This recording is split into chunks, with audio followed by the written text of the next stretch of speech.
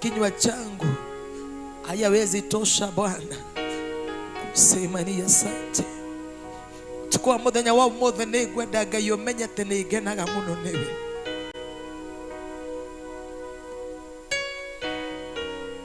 Ulinipenda mwanzo Yesu,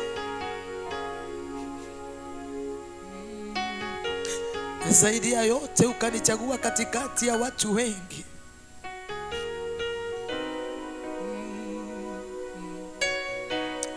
Koro yako awosa Jehova, koro yako awosa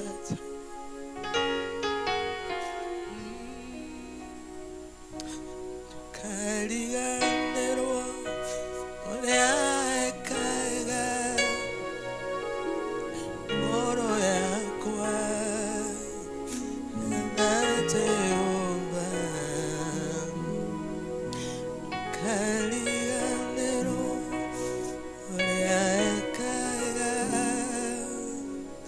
koro yako na Jehova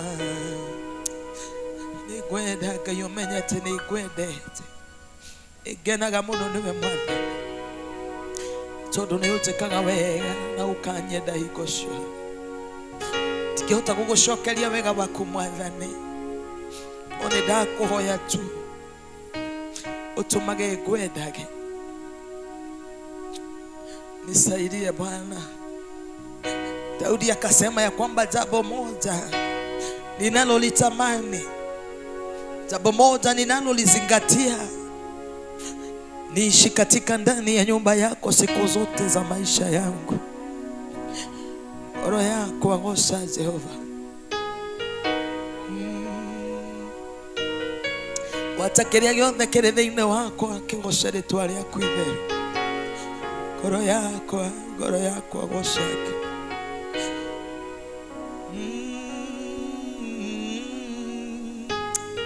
Unayeniponya kutokana na magonjwa yote, moyo wangu lisifu jina la Mwenyezi Mungu. Unayeniponya magonjwa yangu yote, asante Bwana Yesu. Sio kusema ya kwamba mimi ni wa maana sana, sio kusema ya kwamba nimesimama nimekamilika mbele zako Bwana. Nafsi yangu lisifu jina la Mwenyezi Mungu. Tiganiwe Mwathani wanakorwo nokoretwo ari mwena wako.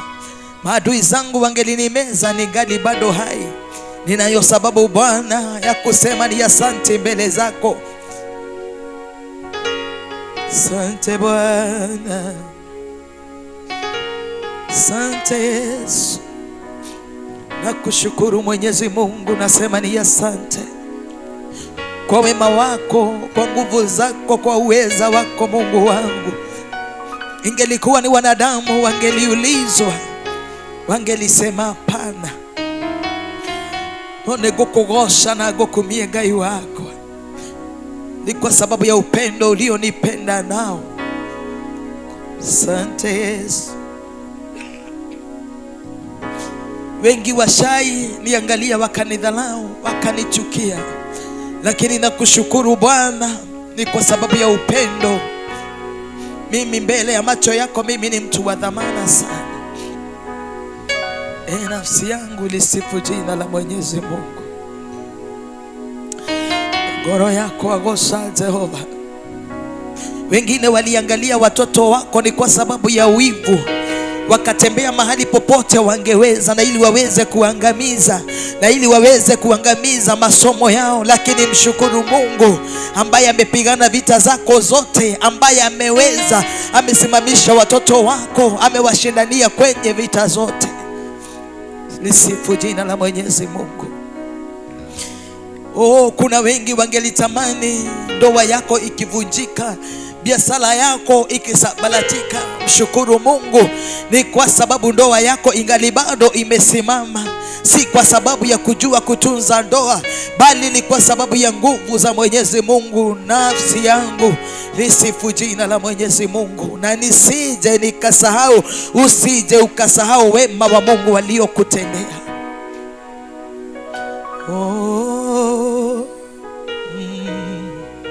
Asante Bwana, Nasongea patakatifu pako Bwana, nikikutolea ibada ya shukrani Mungu wangu, nikisema ni asante kunipa madhabahu ya kuhudumu, mfalme wa amani. Nasema ni asante, ni kwa sababu najua sio kwa nguvu zangu wala uweza wangu. Najua ni wengi wangelitamani kusimama mahali nimesimama na jinsi nilivyo. Mungu Bwana wa mabwana, nasema ni asante. Nikupe nini Mungu wangu, ishara ya kuonyesha kwamba na kushukuru.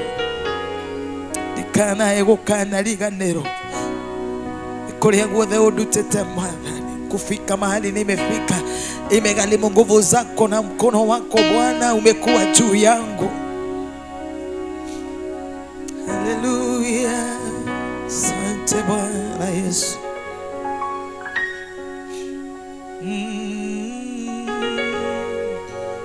Ngoro yakwa atha Jehova, tukariganĩrwo ũrĩa ekaga. Ngoro yakwa atha Jehova. Na kushukuru ni kwa sababu ya yale hajajatimia maishani mwangu, ni kwa sababu najua bado utanitenea Bwana kwa wakati wake. Nafsi yangu lisifu jina la Mwenyezi Mungu.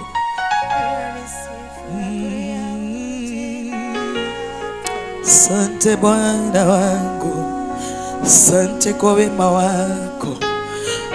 Shukuru Bwana, umwambie ni asante. Asante Yesu. Ngoro yako asante Yehova, kaliganĩrwo ũrĩa ekaga. Ngoro yakwa atha Jehova. Hesabia Mungu yale yote amekutendea na mwambie ni asante. Kuna mahali Mungu alikunasua kwa mitego uliokuwa umetegewa na maadui zako. Mkumbushe Bwana na umwambie na kushukuru Bwana. Ni kwa sababu sio mapenzi ya watu wengi ukuwe uhai na ukuwe jinsi ulivyo siku ya leo. Nafsi yangu lisifu jina la Mwenyezi Mungu.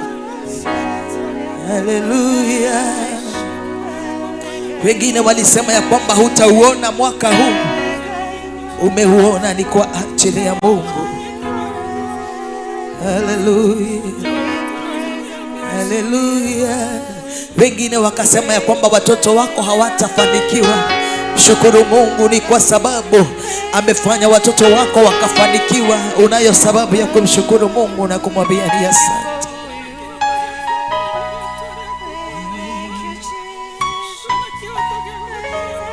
Ngoro yako atha Jehova, nituhote tuone wega waku, ni wendo waku Mwathani. Ngoro citũ irokurongoria owe wiki Ngai witũ. Kũrĩ mana korwo katika hali ya shida, makenyararwo, makioneka ta matarĩ abata, no nĩtũgũkũgoca Mwathani, kuona atĩ tũrĩ muoyo mũthenya wa ũmũthĩ. Tũrĩ na gĩtũmi gĩa gũgũcokeria ngatho Ngai na gũkwĩra nĩ wega. Nafsi yangu lisifu jina la Mwenyezi Mungu, anisije nikasahau wema ambao amenitendea. Asante Bwana Yesu, asante Bwana Yesu, asante Yesu, asante Baba yangu. Nipigana vita zangu Mungu wa Israeli, seme nini mbele zako Bwana, ila tuniseme ni asante.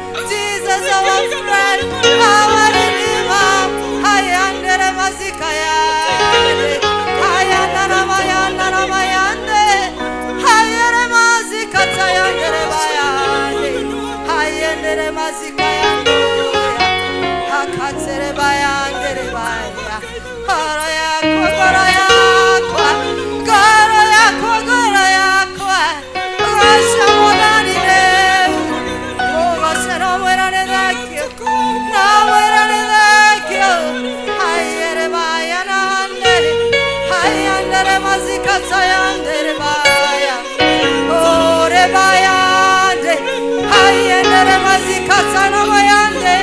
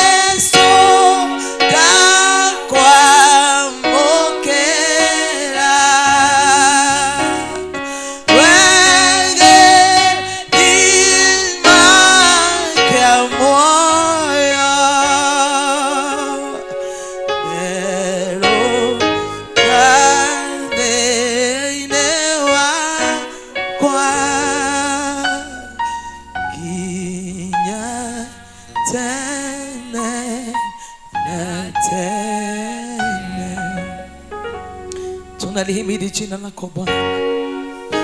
Tunasema kwamba wewe ni Mungu na kando yako hakuna Mungu kama wewe. Tunasema ni asante mbele zako Mungu wetu kwa yale yote Bwana umetutendea. Turatara irathimo kimwe gwa kimwe Mwathani, tukona wendo waku iguru ri miturire yitu. Hatuna budi Bwana ila kusema ni asante. Maneno ya vinywa vyetu haitoshi kusema ni asante. Ni nini tunaweza kupa Bwana?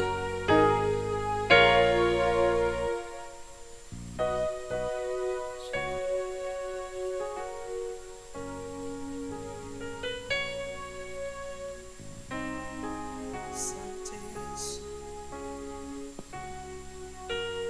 Tunasema ni asante. Tugane wega. Doiga fa niwega, doiga fa niwega, wajuire mogodaidi otuko na morenya, doiga fa niwega, doiga fa niwega, wajuire mogodaidi otuko na morenya. Tuinulie Mungu wetu mikono juu, ishara ya kusema ni asante.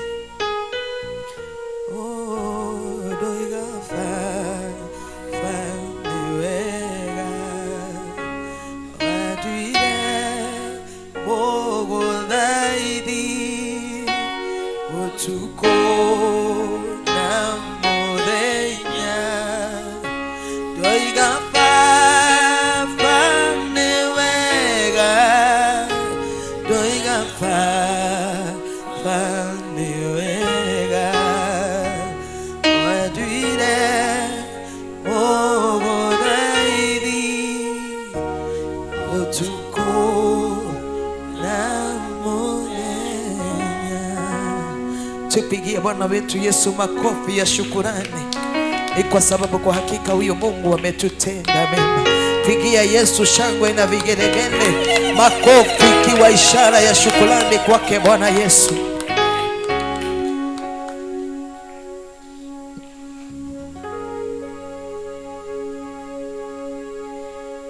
Asante kwa Bwana, na Bwana wabariki na watende mema. Bwana pewe sifa.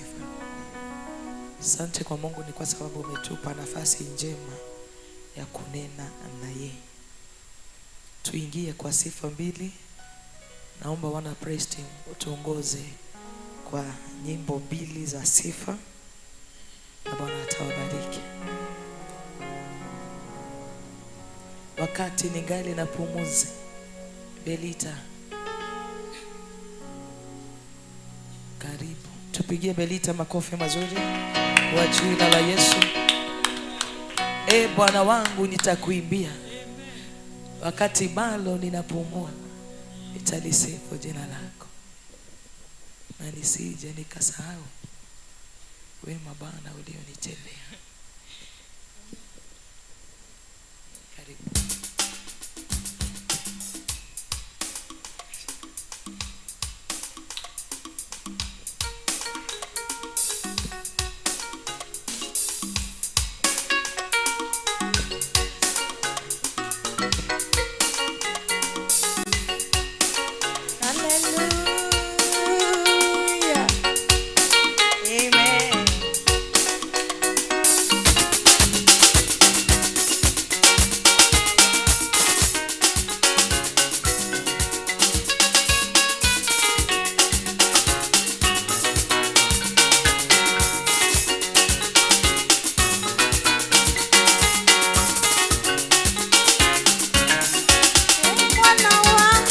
Nitakuimbia, Bwana wangu nitakuimbia, wakati ningali na pumzi nitakuimbia, wakati ningali na pumzi nitakuimbia, Bwana. Bwana wangu nitakuimbia, Bwana wangu nitakuimbia, wakati ningali na pumzi nitakuimbia, wakati ningali na pumzi nitakuimbia, Bwana. Bwana wangu nitakuimbia, Bwana wangu nitakuimbia, wakati ningali na pumzi nitakuimbia, wakati ningali na pumzi nitakuimbia, Bwana. Bwana wangu nitakuimbia, Bwana wangu nitakuimbia, wakati ningali na pumzi nitakuimbia, wakati ningali na pumzi nitakuimbia, Bwana. Bwana wangu nitakuimbia, Bwana wangu nitakuimbia, wakati ningali na pumzi nitakuimbia, wakati ningali na pumzi nitakuimbia, Bwana. Bwana wangu nitakuimbia, Bwana wangu nitakuimbia, wakati ningali na pumzi nitakuimbia, wakati ningali na pumzi nitakuimbia, Bwana. Bwana wangu nitakuchezea, Bwana wangu nitakuchezea, wakati ningali na pumzi nitakuchezea, wakati ningali na pumzi nitakuchezea, Bwana. Bwana wangu nitakuchezea, Bwana wangu nitakuchezea, wakati ningali na pumzi nitakuchezea, wakati ningali na pumzi nitakuchezea, Bwana. Bwana wangu nitakuimbia, Bwana wangu nitakuimbia, wakati ningali na pumzi nitakuimbia, wakati ningali na pumzi nitakuimbia, Bwana. Bwana wangu nitakuimbia, Bwana wangu nitakuimbia, wakati ningali na pumzi nitakuimbia, wakati ningali na pumzi nitakuimbia, Bwana. Bwana wangu nitakuimbia, Bwana wangu nitakuimbia, wakati ningali na pumzi nitakuimbia, wakati ningali na pumzi nitakuimbia, Bwana. Bwana wangu nitakuimbia, Bwana wangu nitakuimbia, wakati ningali na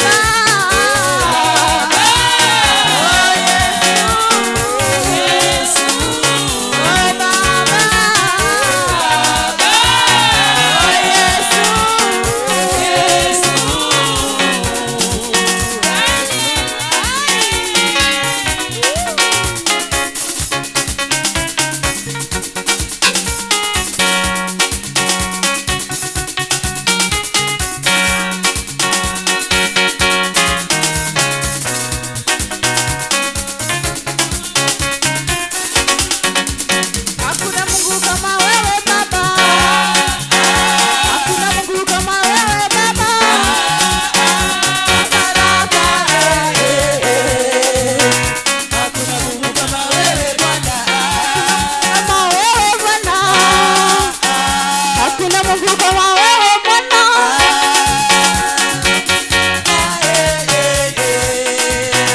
Hakuna Mungu kama wewe Bwana.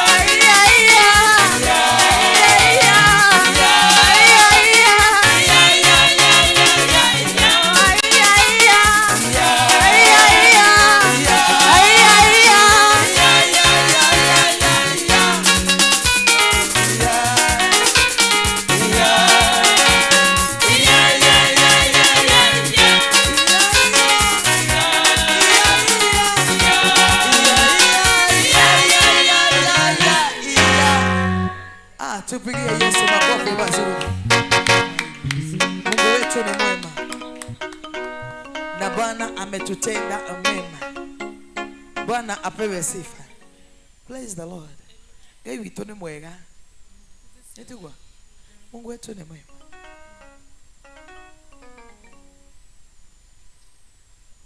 Tunapofika saa 4 nampatia Mchungaji Nancy dakika 30 atupe neno lako, a leading word tukiendelea. Praise the Lord. Kwa hivyo tunaendelea na kigosho. Kwa hivyo tafadhali Jona, unaongea haki. Why are you making noise?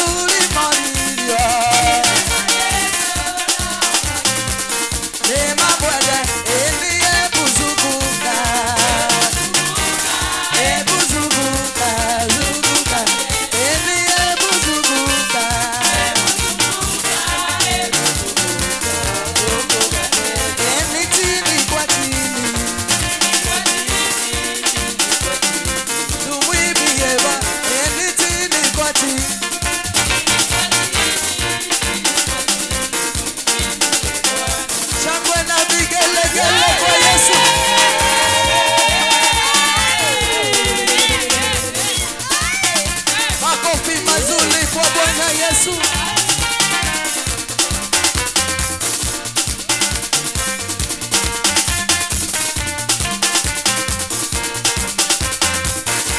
Matigire matikane gwatouke makerigane wote twarebeo teri watumigere atole kunoka tekia te twarebeo beo ya kaide omaga beo ya kaide hohaga beo ya kaide sinagone beo ya kaide torayono ate beo ya kaide omaga beo ya kaide hohaga beo ya kaide sinagone beo ya kaide torayono lakagwako wakukodware nakokinye kore gotare ogwati jegateire akudigiona orude sinairaga aterakagwako nakokinye kore gotare ogwati jegateire akudigiona orude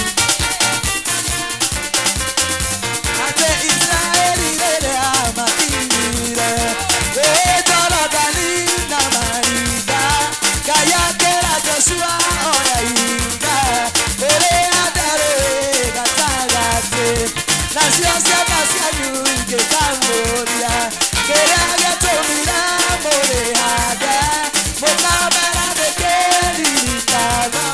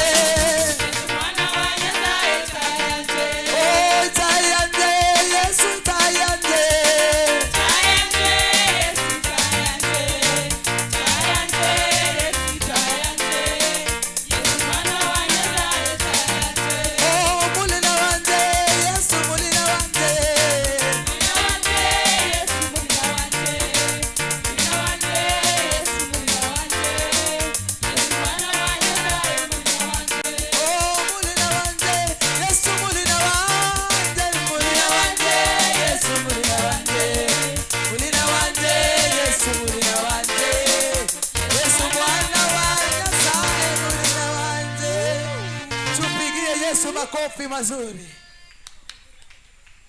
Alafu tuketi chini na tusonge kwa viti za mbele, na Bwana atawabariki. Leo ni siku njema, nimemwona Bwana. Leo ni siku njema, nimemwona Bwana. Leo ni siku njema, nimemwona Bwana. Naomba tujaze hizi viti na Bwana atawabariki. Siku ya furaha ni leo.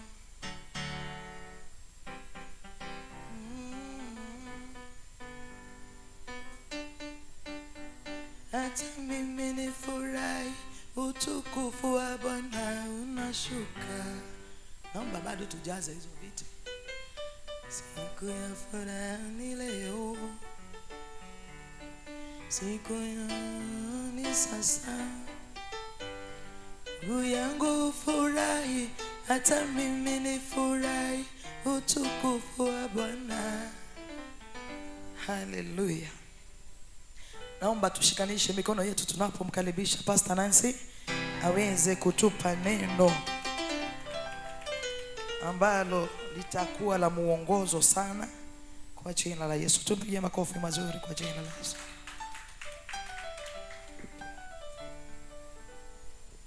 Haleluya. Bwana asifiwe. Haleluya. Ninamshukuru Bwana kwa sababu usiku wa leo niko mahali hapa. Hakika ni wakati mwingine naweza kusema ya kwamba leo nilikuwa ninasikia kuchoka. Hata nilikuwa nimesema sitakuja. Lakini nikasikia igali na vile nasikia kusongwa. Nikasikia ya kwamba roho ingine inakuja ndani yangu inaniambia kwamba labda leo ni usiku wako. Nikiona kitu nikingangana najuanga mbele kuna kitu. Amen. Kwa hivyo nilikuwa namuomba Bwana asubuhi ya leo wakati niliamka na kumwambia hivi, Bwana nipatie nguvu. Unajua kuna watu wanakuwa wanafiki sana, wameokoka. Hata ukiwa huna nguvu unajifanya uko nayo. Na ni kwa nini nilikuwa nimechoka? Nimwambia kwamba nimeokoka. Yesu Kristo ni Bwana. Na amenilinda na amenitunza. Amenishangaza nyakati hizi. Ni kwa sababu moyo wangu ulikuwa umejitoa kumfanyia kazi. Na wakati niliamua hivyo, ninaona mambo ikitendeka. Ile sijaiona. Sijapata ile gari. Apostle anasemanga nafaa niwe na gari, si niradarada na huku chini miguu. Lakini nimemuona Bwana akinisimamisha. Kwa hivyo ingali nilikuwa nimechoka na kuamua hivyo, niko ndani ya Yesu. Na ni vizuri ukikaa ndani ya Bwana ujue ni mambo mengi itakutikiza. Unajua watu wengi wamezoea kuambia watu ati hii safari ya biguni sijaona kitu inaweza kunirudisha nini nyuma. Nimeona vitu nyingi za kunifuruta na kunirudisha nyuma. Kwa hivyo nataka kusemaje, jana nilikuwa nasika kijana mmoja, alikuwa rafiki yangu mahali pale Murang'a. Na uko mnajua Murang'a kwa kina Dede Nyoro, milima imekaa hivi. Hata ikiwa ni kusika unaona mko hapa na mnaweza teremuka kwa mto. Na huyo kijana nikakuwa na mpatia neno la Bwana, alikuwa anakaa Kariobagi. Na alikuwa anakunywa pombe sana. Na akakuwa ameokoka.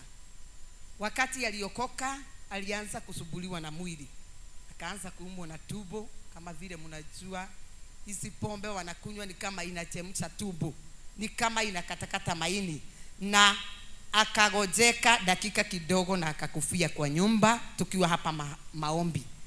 Nikapigiwa simu na hakuwa anaenda kanisa. Na wakati yule alikufa alilala hakuamka. Kwa hivyo watu waliitwa akiwa katika kitanda. Na kukakuwa na uzito mwingi nikiwa hapa kwa maombi. Nikasikia kwamba juu baba yao hakuwa anaenda kanisa, mama yao mali ana kazi huko. Nikasikia kuna mung'ang'ano mwingi sana, na nikaenda huko Wednesday, na nikapigia mchungaji, nikamwandikia message, na ninajua kwamba aliniombea. Nikatembea mahali pale, na ninataka kusema hivi, jana tukamuzika na nikaona ushindi wa Bwana. Ndio kulikuwa na watu wengi, si kwa vile niko na experience hiyo, lakini ni vizuri ujue ya kwamba ile kazi umeitiwa ni gani, kwa sababu wao watu ni lazima wangetio moyo. Hakuwekwa kwa sababu mambo yake ilikuwa madogo, hakuwa na bibi, lakini ile kitu ilinifurahisha ni ya kwamba alikuwa ameokoka. Ile pombe alikuwa nakunywa ilienda ikikata maini, ikaenda ikikata maini, kwa sababu wakati alikufa alianza kutoka damu. Kwa hivyo na huko ndani alikuwa ameisha. Nataka kusema ya kwamba Bwana ni mwema, wakati wote utamgoja ata kuweka nguvu. Nilikuwa ninashindwa hiyo kazi nitaenda kuifanya aje. Nikafikiria naweza kuita pasta mwingine. Wakati nilimuita akaniambia kubali. Kule nilienda nikapata mtu wa kuongoza, na mimi nikafanya hiyo kazi, na Bwana akanishindania. Nataka kusema ya kwamba haugesema kama hajai kuingia kwa kanisa, lakini ile kitu ninajua ya kwamba mwili hauna sehemu pale juu mbinguni, lakini moyo una sehemu. Mwili ni wa hapa. Kwa hivyo ule anatembea juu, njia ni hiyo, lakini mwili hauendi, ni moyo unaenda. Mwili tunaachiwa hapa. Kwa hivyo nataka kumtukuza Bwana na kusema hivi ya kwamba ni watu wawili watatu nilipigia simu na wakanishikilia, wakaniombea. Kwa hivyo ungeniona pale ungesema ya kwamba niko peke yangu. Tukafanya hiyo kazi, na ninajua kwamba utukufu wote ni wa Mungu, sio wetu. Kwa hivyo ukiamua ama kusema ya kwamba utafanyia Mungu kazi, kuna mambo utakuwa ukiona ikilipuka. Na wakati yule niliambio hivyo hakuna mtu wa kumusika, nilianza kutafakari na huko nyuma, na nikaona vile nimeamua mwaka huu. Kwa hivyo nikaambia Bwana anipeleke, na akanirudisha jana usiku kama saa 4. Kwa hivyo nashukuru Bwana ni kwa sababu niko mkesha wa leo. Neno na leo Bwana alikuwa amelitayarisha. Kwa hivyo ndio nilikuwa na msukumo wa kusema ya kwamba nitakuja ama sikuji. Nikasema hivi kwa sababu kesa sinakuanga wakati mwingi, nitakuja hiyo ingine. Lakini nikasikia kwamba moyo wangu unaniambia, na nilikuwa na challenge kadha wa kadha. Nilikuwa nasiandika hapa, nikiangalia ninaona, nilikuwa ninasema hivi, ya kweli Bwana ata-understand. Bwana asifiwe sana. Kwa hivyo, lakini wakati ule nilisikia hiyo msukumo si ya kawaida. Nikasikia ya kwamba nitakuja mahali hapa na tutaomba na nyinyi. BTS hata wakati aliniona hakuniambia kitu, lakini kwa moyo wangu nilijua ile msukumo nilikuwa nayo asubuhi, kuna kitu Bwana anataka nifanye. Kwa hivyo nataka kusema ya kwamba neno la siku ya leo Bwana yeye mwenyewe ameitayarisha, kwa sababu hata wakati niliingia na mlango, hata vile mtu anawefu mtu utasema neno, hakuna kitu nimeambiwa. Sasa ndio nimesikia kukitajwa Nancy, nikaangalia huyo Nancy mwingine nikaona hayuko. Kwa hivyo nikajua ni mimi. Nataka kusemaje kanisa kabla sijaenda kwa neno la Bwana, kwa sababu mimi ni mwinjilisti. Kiwa hujui, na mwinjilisti anaendaga haraka haraka, mimi si mwalimu. Na ninajua kwamba katika hiyo kazi ya uinjilisti nimeona Bwana akinibariki na kuniinua. Ni kwa sababu ni vizuri ujue laini yako, na ukijua laini yako hamutakosana na Mungu. Amen. Wacha nirudie hapo. Watu mnaweza kukosana lakini ukijua laini yako hamutakosana na Mungu. Wewe ukijua ni mwalimu, simama pahali pako. Wewe ukijua ni muimbaji, kukiitwa ibaji, wacha kusida ukijisokota pale. Ikiwa wewe ni muimbaji, kimbia hapa haraka. Bwana asifiwe sana. Umusifu Bwana. Bwana asifiwe sana. Mnajua nyakati hizi ni nyakati baya sana. Nimesema hivyo kwa sababu gani? munaweza kuwa mnatembea na mtu siku ya leo na kesho age ile kitu ulikuwa umefanya, hiyo ndio itahesabiwa. Bwana asifiwe sana. Na igari unajipanga panga utatoa CD na hujatoa. Kibia sana utoe. Ikiwa wewe ni muibaji, ni kukutayarisha na kutayarisha kwa sababu na kupeleka kwa neno. Na ninasema hivyo kwa sababu gani? Hakika muibaji wa wimbo wa Kikuyu akaiba akasema hivi: nikiwaheirwo ni Ngai riria wetikirie ni wega ni wega ni wega makiria o we waiyurirwo ni tha na ndugaruruke. Ni nini ulipewa wakati uliitwa na Mungu?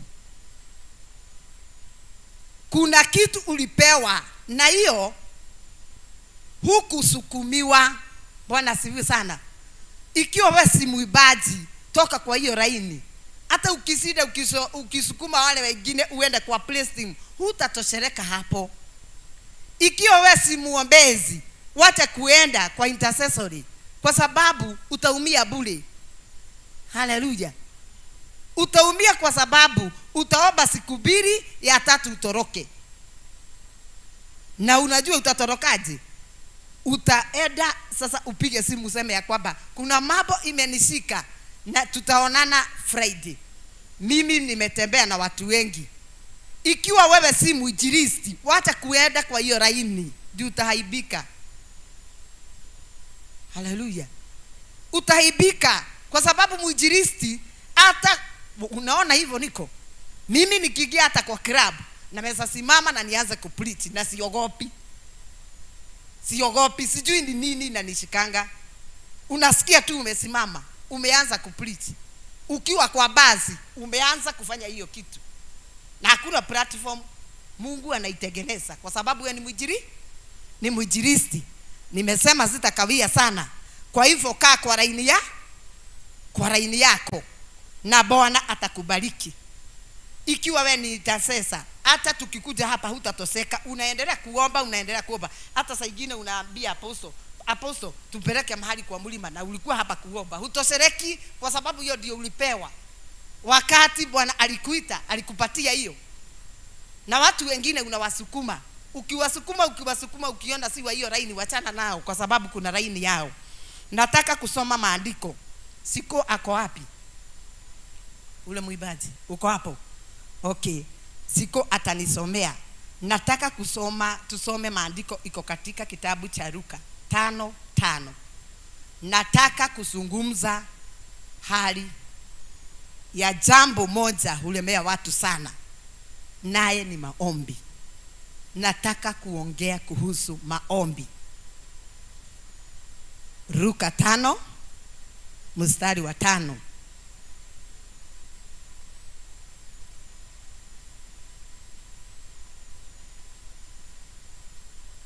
Nataka kuzungumza juu ya maombi. Luka 5:5. Simoni akajibu akamwambia, Bwana mkubwa, tumefanya kazi ya kuchosha usiku kucha tusipate kitu, lakini kwa neno lako nitazishusha nyavu. Basi walipofanya hivyo, walipata samaki wengi mno, nyavu zao zikaanza kukatika. Wakawapungia mkono washirika wao waliokuwa katika chombo cha pili waje kuwasaidia. Wakaja, wakavijaza vyombo vyote viwili hata vikataka kuzama. Amen. Fikisha hapo. Nimemwambia mimi ni mwinjilisti na nitaenda haraka. Ninataka kuzungumza hali ya maombi. Wacheni nimwambie wapendwa, kila kipawa hakiwezi kikakua bila maombi. Kila kipawa, ikiwa wewe ni mwinjilisti, ikiwa wewe ni mwalimu, ikiwa wewe hata ni mwalimu wa darasa, hata ikiwa ni kitu gani, kipawa yote haiwezi ikakua bila maombi. Ni Simeoni walikuwa wanafua samaki, na wakati walikuwa wanafanya hiyo kazi wakaigiza experience vile wanajua, naye Bwana kuna kitu alikuwa anataka kuwafundisha. Kwa hivyo siku moja wakaenda kutega hizo samaki. Usiku wote hakuna kitu walishika. Imagine kama vile tuliingia mahali hapa, tuliingia, wengine waliingia saa moja, wengine wakaingia kama saa 2, wengine wamekuja saa 3, na Simeoni wakalala. Ndio maandiko imesema hiyo usiku wote hakuna kitu walishika. Nazungumzia kuhusu maombi. Ikafika wakati wakalala. Hivyo ndivyo tu tumesomewa. Na wakati walichoka, wakaacha kufanya ile kazi. Wakati walichoka, Bwana akaingia. Haleluya. Na kama vile tumeelezwa na maandiko, kuna kitu aliambia Simeoni. Simeoni alisita kwa sababu alikuwa anakumbuka ile kazi yote amefanya usiku wote na hawajashika hata moja. Kwa hivyo ni kama alikuwa amefanya nini? Amekasirika. Ni kama hangefanya hiyo kazi tena. Ni kwa sababu alikuwa akijua kwamba hata huyu ananiambia, angejua ile kazi tumefanya hawezi akaniambia. Lakini kuna jambo moja hunifurahisha ya Simeoni. Aliambia Mungu hivi, ya kwamba kwa sababu ni wewe Bwana umesema, nitafanya hivyo. Kwa hivyo vile anajua, akaondoa, akaweka shaka chini, akafanya vile aliambiwa. Wakati alifanya vile aliambiwa, maandiko imetuambia kwamba ndereikirie rugara ri rwategire thamaki nyingi nginya akigira andu angi gwika atia magucie nao. Nataka kusemaje kanisa? Nataka kusema ya kwamba kila mtu yoyote akona kipawa anahitaji maombi ama kuomba. Usiku wa leo nimemwambia vile nilikuwa nimeamua, lakini nataka kusema hivi, yaweza kuwa leo ndio usiku wangu, Bwana atanena. Haleluya. Mnajua tunachoka, hata sisi ni watu kama tu Simeoni. Simeoni alikuwa amechoka, lakini nataka muangalie hapa ya kwamba hiyo usiku yote walijaribu, wakajaribu, lakini hakuna kitu walishika. Najua watu wengi wana vipawa na wanaombanga, na wakiomba kuna mahali inafika unachoka. Na unachoka kwa nini? Kuna wakati nasikilizanga apostol akisema unaingia hii kanisa, ukitoka unaenda ile nyingine, kwa sababu kuna kitu iko ndani yako. Ukiingia hapa unaona kama ya kwamba hapa ndio hakufai, unaingia kwa ministry nyingine. Wengine kama sisi tumetembea, umeenda wapi? Nethiete tutugu wa magegania, nethiete sie leo DCFC ndio imire Gathoreki. Bwana asifiwe sana. Nilianza kwa Gathoreki, wacha nianzie hapo. Bwana asifiwe. Huko nikasikia kama ya kwamba sitoshereki. Bwana asifiwe sana.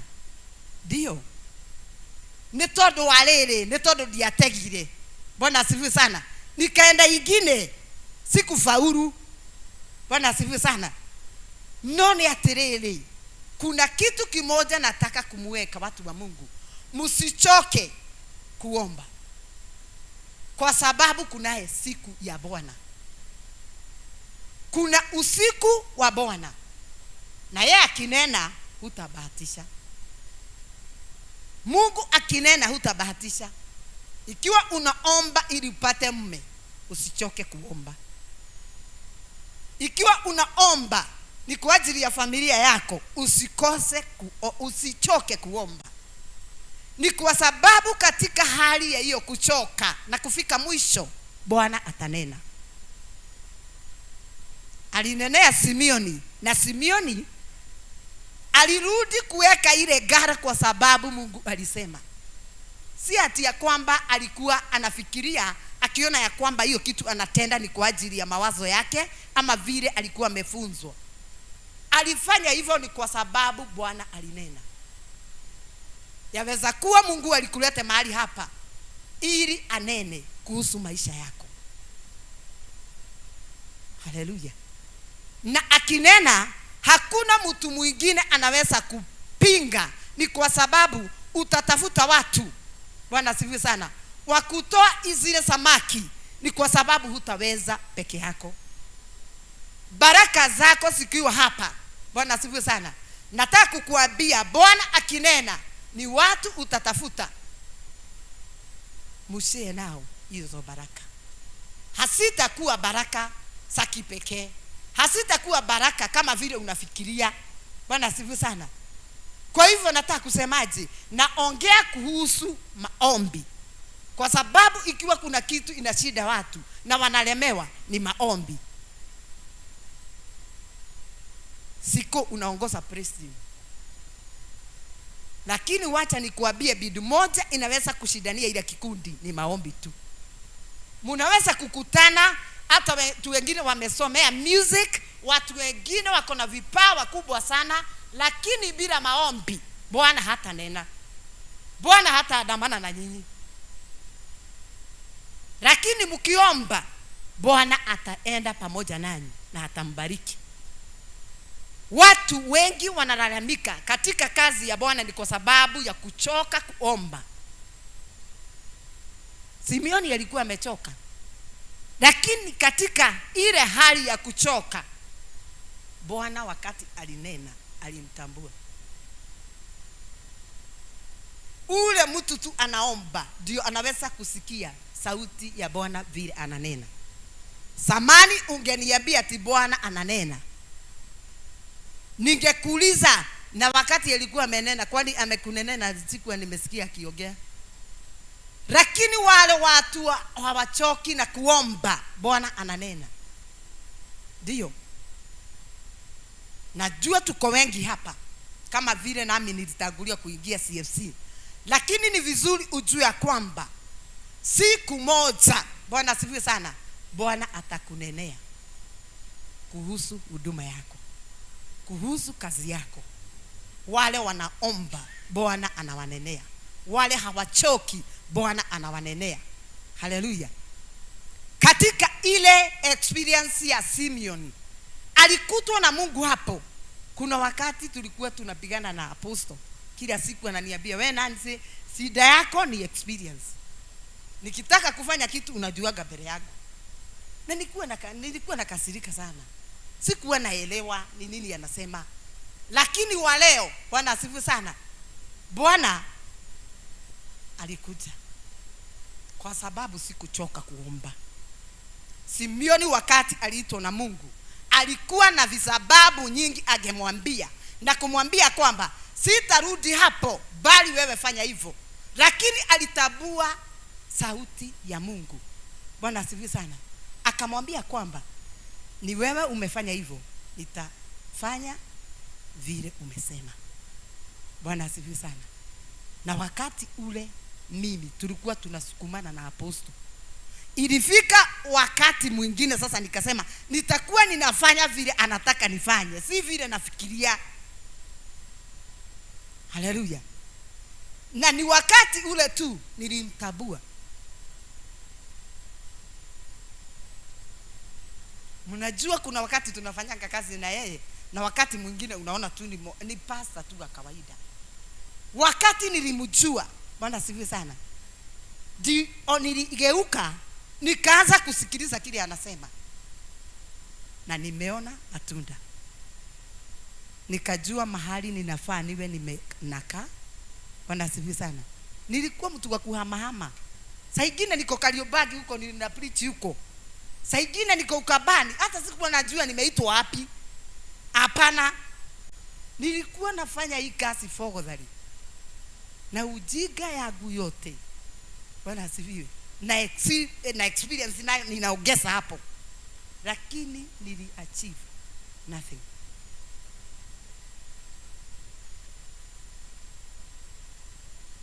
Na shangani kwa sababu vile Simeoni aliambiwa hakutetesa Mungu. Kuna kitu apostle anasemanga ati nikiona unajua sana na kuachaga kwanza, ukienda utarudi, na ukirudi unajua wakati unaenda unaendelea kuzeeka, unaendelea ukizeeka, kwa sababu hurudi, hukui msichana, unaendelea kuzeeka. Kwa hivyo ni time una waste wapi uko. Wakati mmoja na mwingine tunasoma, hata tunaenda shule kama vile apostle husema ati watu wanaenda theology. Nilishangaa sana kwa sababu ile mambo nilienda huko nikasoma si ile sasa unaweza kusema ati unaenda kufundishwa Biblia.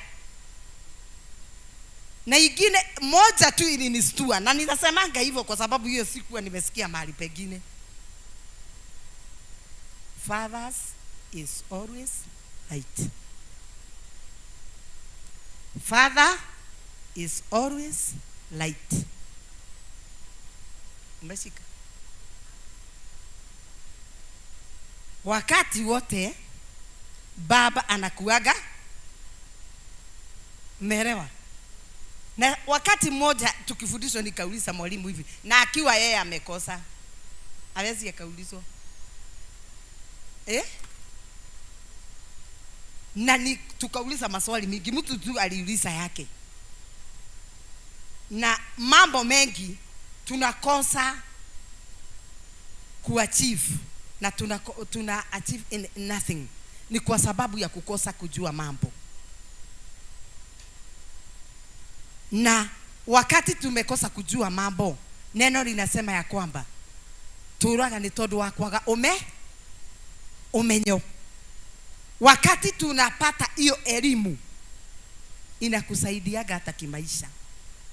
Wakati tunaenda kusoma theology, hiyo kitu hata usomi ati juu ati ndio uwe pastor. Hapana, hiyo hata kwa maisha yako yani inakusaidia vile utakaa na watu,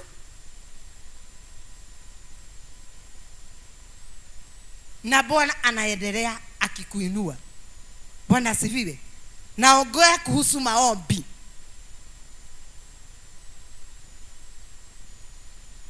Kwa sababu usiku wa leo singetaka ulale hapa mpaka siku ya kesho asubuhi na Bwana akose kukunenea.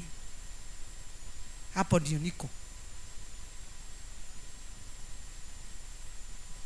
Wacha mimi, wacha kiongozi wa ibada, wacha apostle, singetaka utoke hapa asubuhi ya kesho, kwa sababu unajua kama vile Simeoni alikuwa anatega, sasa akaanza kutega na hakuna kitu alishika. Kuna wakati tunazoeaga kitu, ikiwa ni mkesha tunakuja tu mkesha, ikiwa ni kuenda crusade unaenda tu crusade juu inaendwa, unaenda tu, na at the end of the day ukikaa chini unahesabu hasara, nili muda wangu ulipotezea hapo nini. Lakini ni vizuri kujua wakati wote tunakuja ama tunaingia kwa mkesha kama huu, kuna kile Bwana ametuitia, kuna kile Bwana anataka uachieve, kuna kile Bwana anataka utoke nayo hapa asubuhi. Bwana asifiwe. Kuna wakati mwingine hata mwalimu anasomesa hapa anauliza watu hapa hivi, kama apostle tuseme hivi amefundisha, nilikuwa nafundisha nini Sunday? Unaona watu, kwa sababu mambo tunafanya tufanye. Ikiwa Simeoni experience wakati iliondoka walibarikiwa asubuhi, na hata nasi tunaweza kubarikiwa. Bwana anaweza kukutana na haja yako ile umeombea miaka mingi usiku wa leo, ama kukikuja kukucha akunene, anene na moyo wako. Kwa hivyo fungua moyo wako, ni kwa sababu Bwana ako mahali hapa. Wacha isiwe kesha hii ni kama zile kesha zingine unakuja. Hata igarau kutoka Januari umekuwa ukikuja kesha na uwezi ukasema ile kitu umepata. Usiku wa leo ni vizuri kujua kwamba Bwana ukifungua moyo wako atakunenea. Ukiondoa kile unajua, ukiondoa vile unafanyanga mambo, ukiondoa vile siko unaibishanga, ukiondoa kile unajua, Bwana atakunenea. Haleluya. Simeoni ni mmoja akakuwa na ushuhuda kwa sababu zile baraka alipata. Samaki nyingi ni baraka. Haleluya. Aliitia watu wengine, aliita wale wengine ni kwa sababu alishangaa. Kwa hivyo endelea kukuja kesha, hata ikiwa unaona kama ya kwamba mambo haifanyiki, yani hakuna kitu inabadilika. Endelea kuenda maombi ikiwa wewe ni muombezi. Endelea kuhubiri neno ikiwa wewe ni mhubiri, kwa sababu utaenda sana kabla Bwana hajanena. Hutaenda sana kabla Bwana hajakunenea. Kwa hivyo tamani kupelekana na Mungu, ni kwa sababu wale hawachoki. Hata ukichoka yeye mwenyewe atakunenea. Bwana ni mwema na ni mwaminifu. Simeoni wakati alijua ni Mungu amenena, alichukua hatua. Na wakati alichukua hatua, gara iligia samaki nyingi paka akaita wale wengine. Wale wao wanajua ya kwamba mwisho wako ni mwanzo wa Mungu. Bwana hawezi akakunenea ikiwa unajua. Bwana hawezi aka-intervene ikiwa wewe ni mwerefu. Anakujanga wakati umefika mwisho. Na ukifika mwisho wako ndio mwanzo wa Mungu. Kwa hivyo Mungu alikuwa anagoja Simeoni afike mwisho. Ukifika mwisho yeye hukuja. Brian, ukifika mwisho Bwana hukuja. Nisikia ukipeana ushuhuda hapa, mahali umefikisha na ile pesa uko nayo, ukifika mwisho Bwana anaingilianga. Bwana asifiwe sana. Akiona umechoka, umefanya yako yote, anaingilia. Bwana asifiwe sana. Kwa hivyo tusichoke kuomba kile Bwana amekuitia. Usichoke. Ndio kuna challenge, lakini endelea. Narudisha ikipasa sauti kwa kiongozi wa ibada. Mumupigie makofi anapokuja. Makofi mazuri.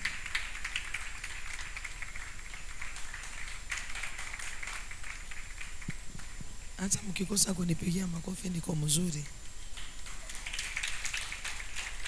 Bwana apewe sifa. Tunaendelea vizuri na tumebarikiwa. Bwana wabariki kwa kukubali mwito wa mkesha. Na Pastor Nancy alipokuwa akiongea ama akihudumu kuhusu maombi, nikajiuliza swali. Kuna watu wanasemanga ya kwamba unapoomba Mungu, Biblia inasema kwamba tusikome kuomba. Lakini kuna watu wanasemanga kwamba unafaa kuombea kitu moja kwa wakati mmoja. Azin uko na mambo 5. Kwa hivyo uombe ya kwanza, ugojee Mungu ajibu ndio uombe hiyo nyingine, which I think it's a no. Bwana pewe sifa. Wewe omba, Mungu atajua kwenye atajibia, sababu hauna schedule yake ujue ni gani anajibingi na ni gani hajibu. Bwana pewe sifa. Alafu wengine wanasema kwamba omba alafu upatie Mungu break ajibu. Kuna mahali kama hapa kwa Biblia. Kwa hivyo usikome kuomba. Nero ligiro gwetereirie mukwa. Tusimame kwa miguu yetu na ili tuweze kumkaribisha mtumishi wa Mungu kwa makofi na shangwe na vigelegele. Kwa jina la Yesu. Hiyo makofi ilikuwa yangu, ni vizuri. Bwana asifiwe. Habari za jioni. Salimia mwenzako huyu hapo karibu na wewe kwa niaba yangu. Alafu ufuge macho tu ushukuru. Ninakushukuru Baba kwa upendo na utukufu wako ambao umetupatia. Neema ambayo umetujalia hata siku hii ya leo kuwa mahali hapa kwa ajili ya kuzungumza neno lako. Na kwamba tukanitumia kama chombo nikaweza kuzungumza na watu wako. Na unitumie tu nikanene neno ambalo wewe mwenyewe unataka likaneno. Na tutakapofanya hivyo tutasema ni asante. In Jesus name we pray. Asante. You may be seated. Nimekuta mkihubiriwa na Nancy na alikuwa anahubiri kuhusu maombi. Nayo mimi nilikuwa nimetayarisha hapa a worker approved by God. Sasa hii ametoa kwa nini? Kwa sababu ameitumia. Si tunasemanga tu watu hapa kunao. Sasa akitumia anaondoa. Nataka kaandike karibu na roda hapa. Nijue kama ile kitu yake iliisha kabisa. Bwana Yesu asifiwe sana. So it is a worker who is approved by God. Who is this worker that is approved by God? And at what time are you approved by God? Ni katika wakati gani ambako wewe utajihisi kana kwamba Mungu amekudhamini? Mfanyikazi aliyedhaminiwa na Mungu, mfanyikazi aliye qualified. What makes you to become qualified? That now you can do a representation of the work of God. That you can be called a child of God. That you can successfully kuitwa wewe ni mtumishi. Maana nimesikia Beatrice anasema tumukaribishe mtumishi wa Mungu. Yeye ni mtumishi wa nani? Bwana Yesu asifiwe sana. Utakuta mshirika kama huyu amekuja hapa unasema wacha tumpigie mtumishi wa Mungu akuja tumpigie makofi. Na mnapigia mtumishi wa Mungu. Wewe unakuwa mtumishi wa nani? Wewe ambao umepiga makofi. Lakini tukisimama hapa wacha tuite Beatrice ama wacha tuite Agnes akuje lakini hata tajwa kama mtumishi wa Mungu. Ni nini ilitumika ndio kujulikana wewe ni mtumishi wa Mungu na wewe ni garagari ama ni nini? Ni mtu wa mkono ya Mungu. Bwana Yesu asifiwe sana. Ndio hiyo ifike na itimike. Mtumishi wa Mungu sio apostle. Mtumishi wa Mungu si pastor. Mtumishi wa Mungu si prophet ama prophetess. Mtumishi wa Mungu ni yule amekaragwa, ametengenezwa na Mungu, ameudwa, amepigwa pande mpaka amenyoroka. Ukikutana na yeye unaona ni kama anapelekwa na upepo hivi. Ni vile ametengenezwa vizuri. Kiburi alikuwa nayo imeng'olewa yote imewekwa chini. Zile siasa alikuwa nazo zote zimeng'olewa zimewekwa chini. Hata nyama za mwili zote zinakutaka zimeng'olewa zote. Unakuta umekoda umekaa kama wani. Na si ati siku kula unakula vizuri sana. Lakini venye maisha yamekupeleka ni kwa sababu you have been squeezed for anything that does not qualify to be in you. Inatolewa. Ndio ile maneno na mambo Mungu anataka ikuwe ndani yako ipate nafasi ambayo itaisaidia. Maana huu mwili unatengenezwa ndio utengeneze nafasi ya neno la Mungu lipate mahali pa kukaa. Maana neno la Mungu haliwezi kukaa mahali pachafu. Neno la Mungu haliwezi kukaa mahali ambako hakuna direction. Neno la Mungu litakaa mahali kuna mwili ulio msafi. Na hii mwili ulikuwe msafi, ndio mwili ukatae dhambi, ndio mwili ukatae malingo, ndio mwili ukatae maneno ambayo haihitajiki. Hii mwili lazima ishughulikiwe. Ndio unaona tunapanishi mwili kunyima chakula. Ndio unaona tunapanishi mwili tunakuja hapa hatulali ni kuogea, tunaogea, tunahubiriwa, Wengine wanajaribu kukodoa macho kondo, lakini bado macho inakaa. Itabidi tunatafuta pegi, unashika hapa juu na hapa chini, ndio macho ikae imeangalia vizuri.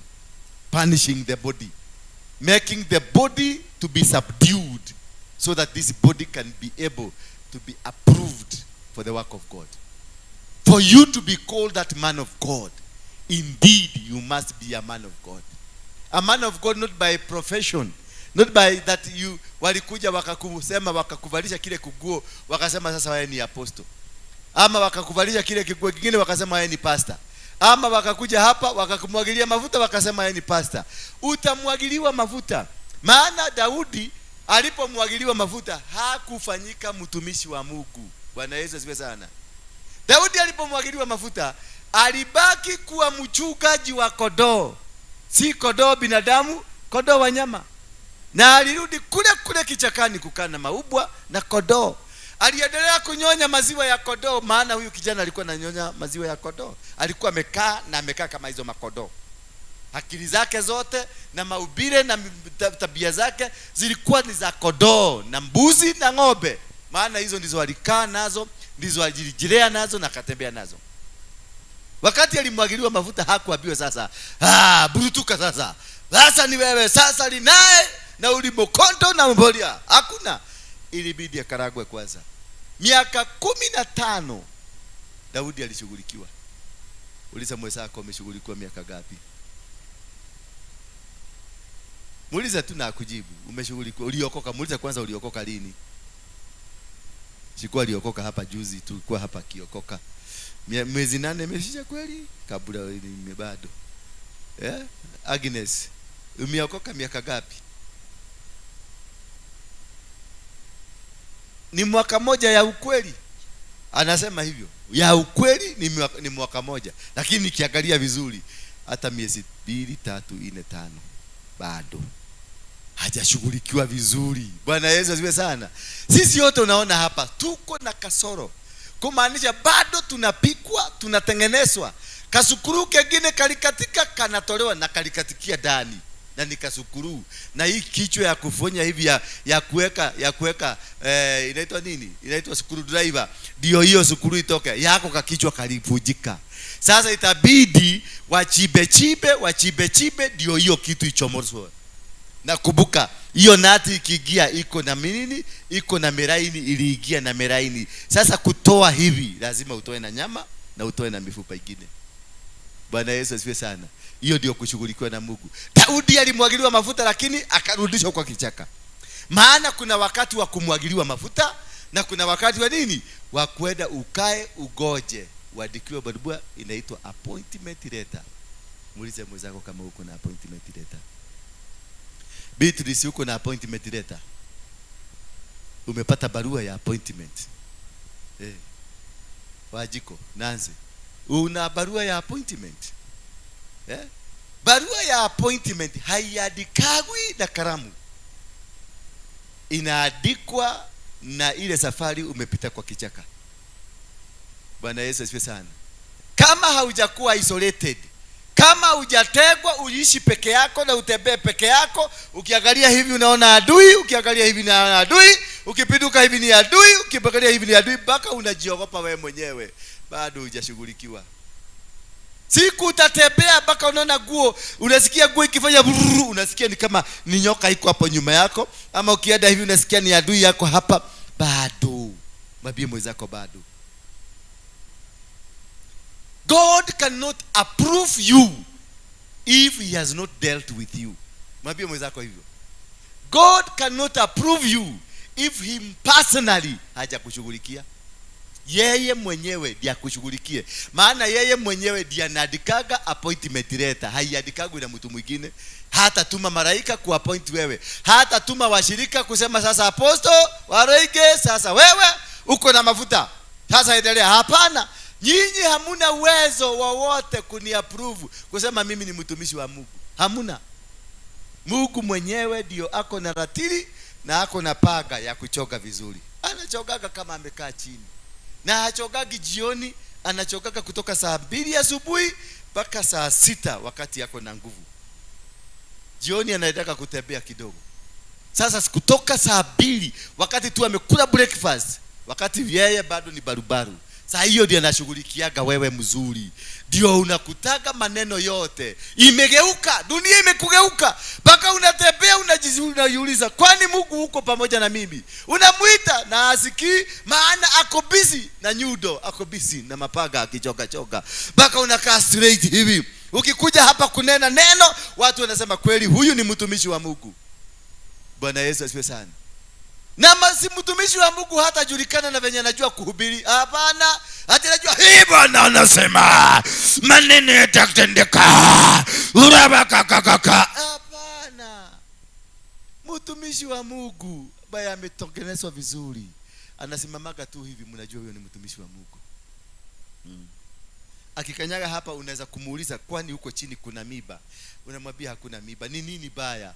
Si ni venye ametrainiwa, ati hataki, hawezi taka kukanyaga ardhi, anaona ni kama hizi bao zitapasuka. Ni venye ameshughulikiwa kutoka kwa miguu kupanda. Akienda kujishikilia kitu kama hii, unaona anashika, lakini anashika kwa uangalifu. Kwa nini? Anaona ni kama ni glasi itaanguka kulingana na venye amenyoroswa.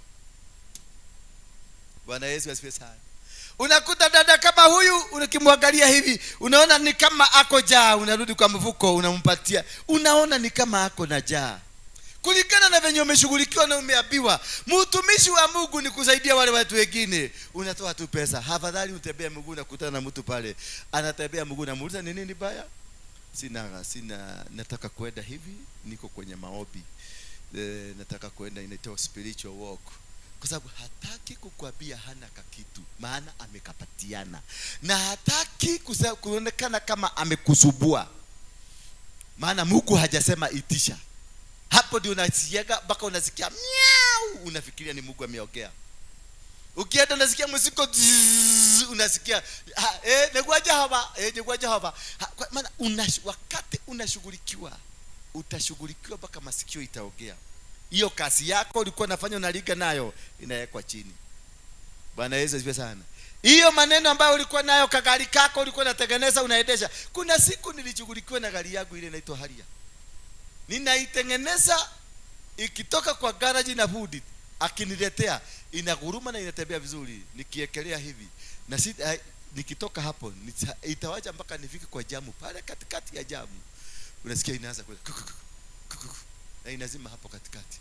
Watu wanapiga mahoni na wanakuangalia, unajaribu kujikuja wasikuone. Wanakuangalia wanasema, "Pasta! Gari." Wanashuka, unaona wanakuja, "Kujeni tusaidie pasta, gari tusukume." Ndio yotoke iondoe jamu. Na ulikuwa unajikuja wasikuone, wasijue ni wewe. Unajikuja vizuri, wanakuja unakuta saa hiyo ndio wanakuona, hata wale wakujui. Unasema, ni yeye huyo. Ni yeye. Na kweli ni yeye. Na kweli ni yeye. Na kwani kuliendaje? Si afadhali angekaa kule alikuwa. Hata ni gari imeisha mafuta kwa barabara. Pasta. Si afadhali tu angekaa kule alikuwa. Si unaona sasa hivi ameenda kuingia huko. Na Yesu wa huko. Bwana asifiwe sana. Unasukumiwa gari kwa barabara, ukienda kuiweka kado, naona askari amekuja na Land Rover. Unaona imewekwa nyororo, iondoke kwa barabara. Hiyo nyororo, kuwekwa nyororo ni shilingi 3,000. Alafu ifurutwe ipelekwe pale kwa Kajo.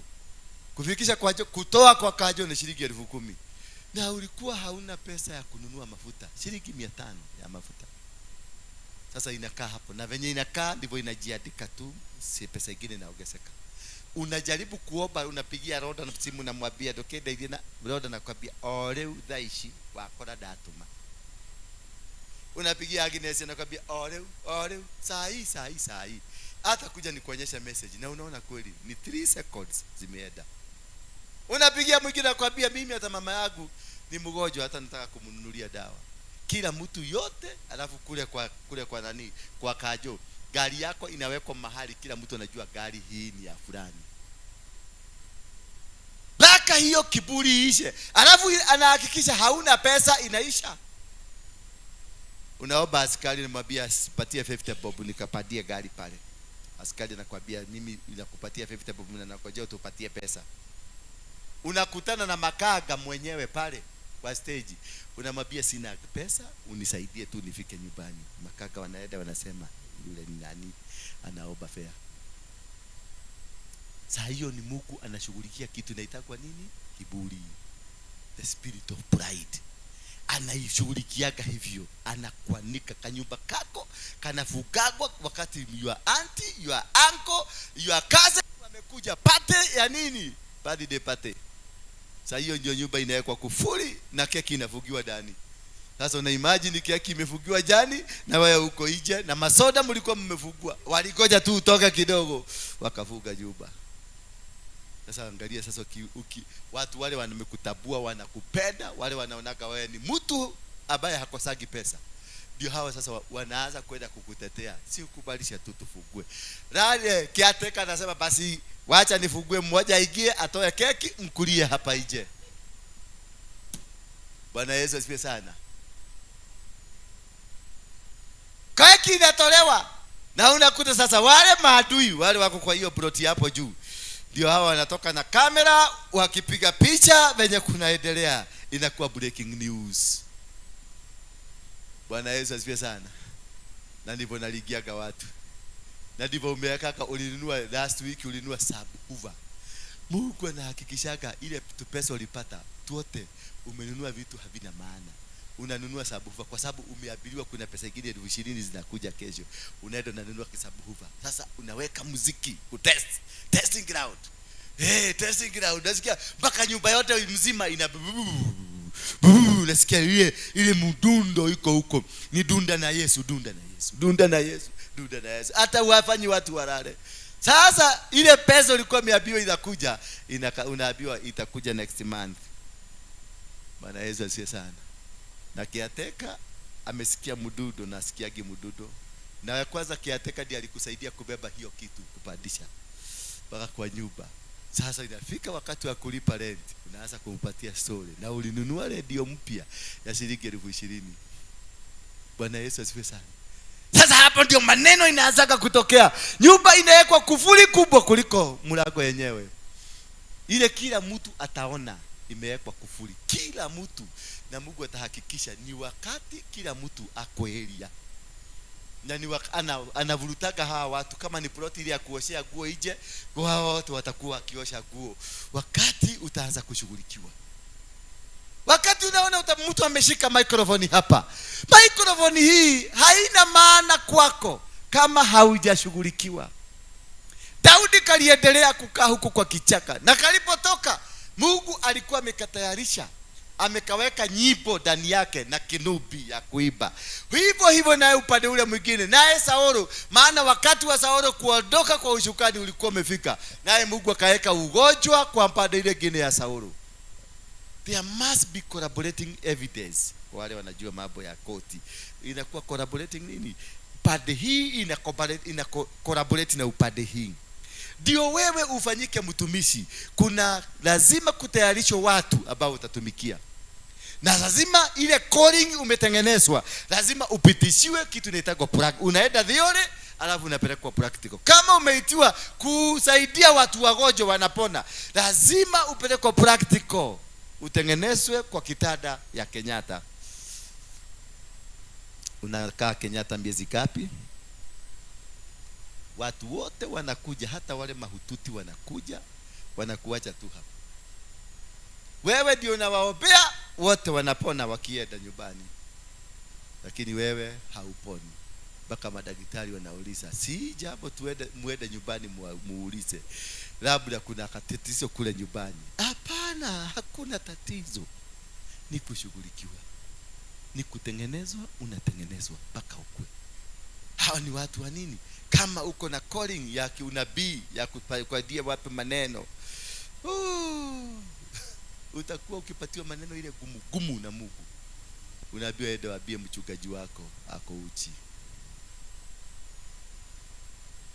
Sasa unashindwa utaanza aje kuambia mchungaji ako uchi? Na ni yule mchungaji anakaaga akiingia hapa anaangaliaga jicho, kila mtu wote wanaingia. Watu wako busy, unaona kila mtu ameanza kukua busy. Sasa umeambiwa uende umwambie ako uchi. Na ukiambiwa usiposema kiboko iko juu yako. Halo. Sasa inakuwa unaomba mara 6 ndio ukuwe na nguvu ya kwenda kumwambia. Ukifika pale na unakutana ni Waroige, anakuja na Waroige ako na stress na pressure zake, anakuja na sura ile ya zamani, anapita tu hivi, unamwangalia, ulikuwa unataka kumzungumzia, unaona unarudi nyuma tu pole pole, kinyume, unapiga kona mbili, unaondokea. Ukienda kufika unasikia sauti inakwambia, nilikwambia umwambie. Bwana Yesu asifiwe sana. Unaenda sasa pale, unashika Beatrice, tushikane mkono tuombe, maana niko na ujumbe ya mtumishi, lakini sasa nimeshindwa ni namna gani. Beatrice anakuambia asha nie dikwenda hauwe wedi hoya weika. Bwana Yesu asifiwe sana.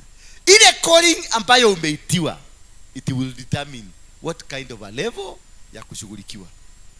Bwana Yesu asifiwe sana. Kama umeitiwa healing, my dear Fred, Kenyatta utarara. Utatoka Kenyatta ufukuzwe, upelekwe Pumwani. Si Pumwani ni ya kuzaa. Upelekwe Mamaruse.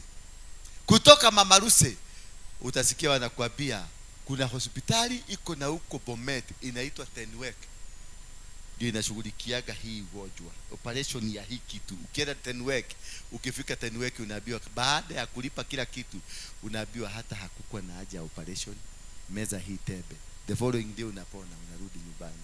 Ukifika nyumbani, kale kakitu unasikia kalihama hapa kakaenda hapa, kwa sababu unataka urudi Kenyatta. Kuna watu unafaa kuhubiria huko, unafaa watu waombee huko. Bwana Yesu asifiwe sana. Hiyo ndio kutengenezwa, ndio wewe ujulikane ya kwamba you are approved.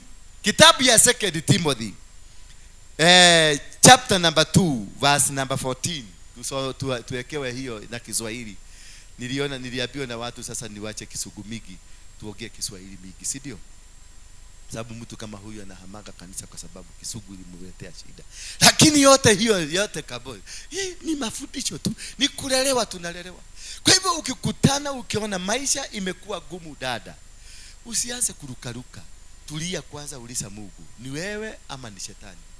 Maana inaweza kuwa ni Mungu anakushughulikia na wewe unakemea mapepo hapa. Pepa toka. Rima konto yandaraba. Reketelia rama. Utasema reketelia, lakini ni Mungu amekalia kiti anakushughulikia. Unasema mapepo yote yatoke, na si pepo. Hakuna pepo, ni Mungu wako ndani yako. Na ni Mungu anakutengeneza, maana anataka kukutumia kesho. Na ubaya ni ifanyike hivi. Wewe unahitajika, na ile inaitwa speed anointing, unahitajika kufanyika kazi next year. Na wewe lazima ufanye, maana Mungu akikuchagua na aseme wewe ndiye atakutumia, akuweke hiyo speed next year mwezi wa 6, lazima ukuwe umeshika microphone kama hii na kuambia inaitwa crash program. Crash program ya kushughulikiwa. Watu wenu wote watakuchukia, mpaka utaenda kukaaga Katoroni. Unalipa rent Katoroni. Ukitoka kumbe ushapitia hii. Ukitoka Katoroni unakuta nyumba imefungwa, inabidi urudi Katoroni. Bwana Yesu asifiwe sana. Ukiomba pesa ya kurudi Katoroni unapatiwa, lakini ukiomba pesa ya kwenda kukomboa nyumba nyingine hakuna. Bwana Yesu asifiwe sana. Ama unasikia sauti nyingine inakwambia nenda mpaka Meru, mlima inaitwa Kageta. Unaulizia unaambiwa Kageta iko namna gani? Unaambiwa Kageta ni mlima isio na nyumba, watu wanalalaga huko kwa kichaka. Unachukua karatasi ya nylon ya kujifunika in case of rain. Na Mungu amekwambia enda wapi? Kageta. 2 Timothy chapter number 2 verse number 14. Tafadhali 14. Kwa hivyo wakati Mungu anakushughulikia, wadugu na wadada, ni vizuri sana kuelewa Mungu huyu anakutakia nini. Inaweza basi wakumbushe watu wako mambo haya na kuyaonya mbele ya Mungu, waache ubishi juu ya maneno. Mwache nini? Ubishi juu ya maneno. Ni kuonywa, mnaonywa. Muache ubishi juu ya maneno. Maana ubishi unasababishaga mambo mingi inakwama. Ubishi unasababishaga mambo mingi inakosekana. Ama mradi kitu ulikuwa mmeanza kufanya, mnaanza kufanya, lakini itakwama. na itakwama kwa sababu kuna maneno ambayo hayakwenda vizuri. Ubishi huo haufai, ila hulete tu uharibifu mkuu kwa wale wanaohusika. Ubishi inaleta uharibifu mkubwa kwa wale ambao wanahusika. Mtaanza kung'ang'ania hapa, huyu anasema hivi, huyu anasema huyu anasema hivi. Unakuta kitu kilikuwa kimeanzishwa vizuri, kilikuwa kinaanza kukua vizuri, kinaaguka. Na kikiaguka, Mungu naye anachugulia kutoka biguni. Anajua ni nani amefanya hii na ni nani anafanya hii. Kutoka hapo unasikia kanyumba kako kalikuwa na dirisha 5, dirisha 3 zinafungwa, hewa inaanza kupunguka. Unaulizwa bado, kama bado unaendelea kubishana, dirisha kingine kakanafungwa, inabaki dirisha moja. Bwana Yesu asifiwe sana. Unaendelea kubishana, dirisha hiyo ingine inafungwa, unabaki na ventilation, hewa inapunguka. Sasa hapo ndio unasemaga, Lord, why me Lord? Nikumbuke. Nikumbuke. Mpaka unaweka wimbo ya Kikuyu na Kiswahili, unaichanganyisha pamoja uone kama Mungu atasikia mara moja. Dilikana, utukumbuke. Bwana Yesu asifiwe sana. Kwa sababu maneno imefungwa. Kabiashara ulikuwa nalinga nako kamefungwa. Watoto ndio hao wamejakuliwa. Huko padibu ingine maneno imekataa. Sitima imekatwa, maji imekatwa, na hauna chochote. Na kazi unaambiwa sasa tumekasi kabuni inasema inaenda kupunguza watu. Na imepunguza watu mpaka watu 20. Na sasa wewe ni mmoja ambao mmepunguzwa, lakini mtaandikiwa barua. Sasa na ukienda nyumbani tutakupigia simu wakati utakuja kuchukua pesa. Maana ni pesa imefanya hii maneno yote punguzwe. Jitahidi kupata kibali kamili mbele ya Mungu kama mfanyikazi ambaye haoni haya juu ya kazi ya Mungu. Na kufika level ya kuwa hautaona haya juu ya kazi ya Mungu. Ati unasimama hivi unaenda Kibera kuambia watu ni mimi nilikuwa kiongozi wa Mugeke na nimekuja kusema muokoke. Just think about that. Ndio nifike hapo. Ati ninashika mguu hivi. Ninasikia hamwedi, nyinyi hamwedi mnaanza kuleta ubishi hapa. Ile kamati nimetengeneza hapa. Nasikia hamwedi ama hamutaki kupaga. Mnakuta nimepaga beleni. Si ati natakaga kupaga, ni venye nilikasikia. Sitaki kukasikia tena. Venye nilikasikia. Siwezi kutaka kukasikia nini tena. Venye nilifinywa, sitaki kufinywa tena. Ndio unaonaga nikikuona hapa mumeanza hapa amfagii hapa, mnaonaga na kibiaga na chukua kifagio nafagia. Maana kuna venye nilifinywa. Najua wewe hujafinywa, sitaki tubishane na wewe. Sitaki tuwagi na wewe ati maji iko hapa na imekosa mtu wa kupaguza. Na umekuwa ukikuja kutoka asubuhi unaruka hiyo maji unaona. Mimi nikikuja sitakuuliza, nitachukua brush nipaguze. I know what I've gone through. Bwana Yesu asifiwe sana. So don't worry ukiona nimekunyang'anya kazi. Nilikuwa nimekupatia kazi jana, leo unakuta ni mimi naifanya. Don't worry, nikuangalia nimeangalia. Wewe na shetani ni kitu kimoja. Unataka kunirudisha mahali nilikuwa nashughulikiwa. Bwana Yesu asifiwe sana. Na hiyo ndio unahakikisha mtu mwenye ameshughulikiwa hana kiburi. Mtu mwenye ameshughulikiwa hakuna kazi hawezi kufanya. Mimi utanikuta kule kwa choo. Kuna juzi nimekuta zile choo zimejaza, zimebeba mzuri. Nikaangalia hivi, nikapata kifagio kitu ya kudhobota. Nikachukua nikadhobota. Nikakuta wengine hapo wakakuja, "Oi, moto akai." What? Yai moto akai. Nikatoka kule. Naambia wewe toka kwenda. Acha ujika. Ndio tole ujika. Hii ni Mungu amehakikisha mimi nimekuja. Kwa sababu anataka kutuka. Nikikuta hivyo nitaenda kuita mtu mwingine. Ati we nani yako hapo? Nitie vijana wawili wakuje. Yaani Mungu anakuchukulia, anajua kuna kakitu kamaligo bado uko nako. Bwana Yesu asifiwe sana.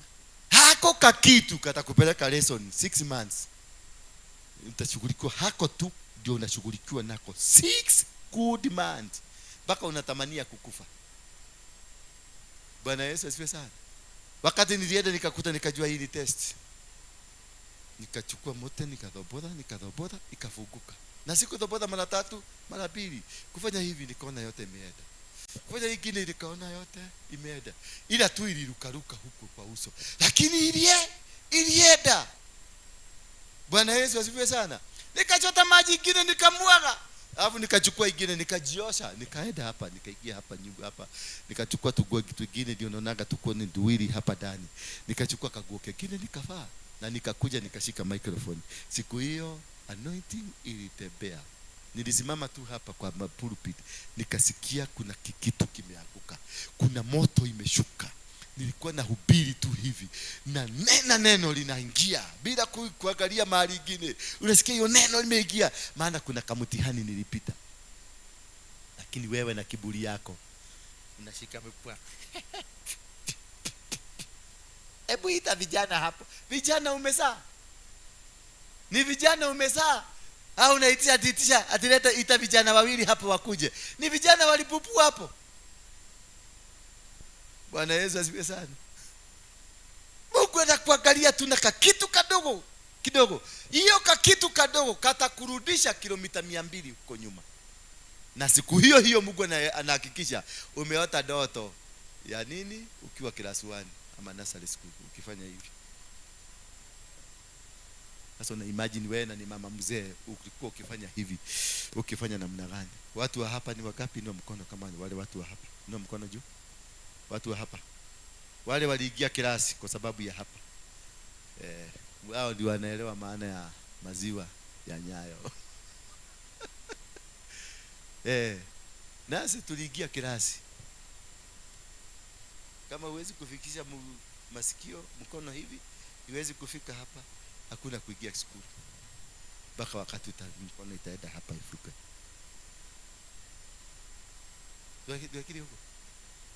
Duakili huko. Ametoa huyu tena. Bwana Yesu asifiwe sana. Turudishie hapo ndio tuweze kuendelea na hii safari. Jitahidi kupata kibali. Kumaanisha kupata kibali cha aina yoyote kutoka kwa Mungu ni bidii yako. Na bidii yako ni kuhakikisha tumitego tudogo Mungu amekuwekea unaweza kuturuka vizuri bila maneno. Jitahidi kupata kibali mbele ya Mungu kama mfanyikazi ambaye haoni haya juu ya kazi yake na ambaye hufundisha sawa ule ujumbe wa kweli. Ujumbe wa uongo haufundishagi na watu ambao hawakwenda theology. Ujumbe wa uongo haufundishagi na watu ambao hawajiiti pastor. Ujumbe wa uongo haufundishagi na watu ambao si manabii. Haufundishagi, unafundishwa hawa manabii. Unaona anatoa neno na anasema Mungu amesema, na hakika hivyo nasema, unaona ni kweli. Hao pia ndio wanasugumusaga ujumbe wa nini? Ya uongo. Ni kwa nini? Maana kuna ulimi wake haukushughulikiwa. Sema ulimi. Ulimi ndio unasemaga uongo ama unasema ukweli. Yule mtu anaitwa Isaya, wakati Mungu alikuja akauliza, ni watu wangapi wako hapa wangetaka kutumika? Mtu wa kwanza kuinua mkono haraka sana na kiherehere, maana Isaya alikuwa wale watu wa kiherehere. Unajua wale watu moshene inakuaga ready made, imefungwa na karatasi for transportation. Iko ready moshene. Yuko na vitu zozote zile ambazo unataka, they are already biko karibu hapo. Bwana Yesu asifiwe sana. Huyo ndiye alikuwa Isaya. Isaya walikuwa mtu wa moshene. Kitu yoyote ikifanyika Itora, moshene wa kwanza. Ukitaka kujua story ya Gara, unajua Isaya ako wapi? Anaambiwa Isaya kuhia na tanako anajua. Ukitaka kujua nini imefanyika Kayole Soweto, Isaya. Ukitaka kujua nini imefanyika ndege ya mwanajeshi imeanguka na imeua mwanajeshi, anajua mpaka venye walianguka na venye alitaka kuruka na venye alitaka kuanguka ndege ikamwangukia akategwa. Anajua yote. Lakini yeye ndiye alikuwa wa kwanza kuinua mkono kwa sababu ya ile kiherehere. Watu wanakuaga na kiherehere ajabu. Watu wanakuaga front line, kila wakati wako front line, lakini makosa yote utakuta ni yao. Ni kwa nini? Kwa sababu kuna kitu hakijashughulikiwa kinaitwa ulimi. Na Mungu wakati aliinua mkono yake juu, Mungu hatakagi aibu. Alisema tu wewe kuja. Kitu ya kwanza alifanya ni nini? Alichukua makaa moto, akamwambia fungua mdomo, akarusha ndani huko ya mdomo. Akamwambia tumia kanwa kau. Akafunga mdomo. Ni nini? Maana alishughulikia ile kitu inaletanga hiyo maneno ichugulikiwe kwa ulimi, ichome hiyo ulimi.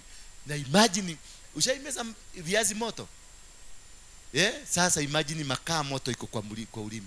Kama kiazi moto kinafanyaga baka unacheza una twist tumbo yako, venye hiyo waru inateremuka, unacheza vizuri, unaicheza baka mahali inaenda inakaa, ikikaa mzuri. Sasa unakaa aje? Unakaa hivi, maana sasa imetulia na inaendelea kuchoma.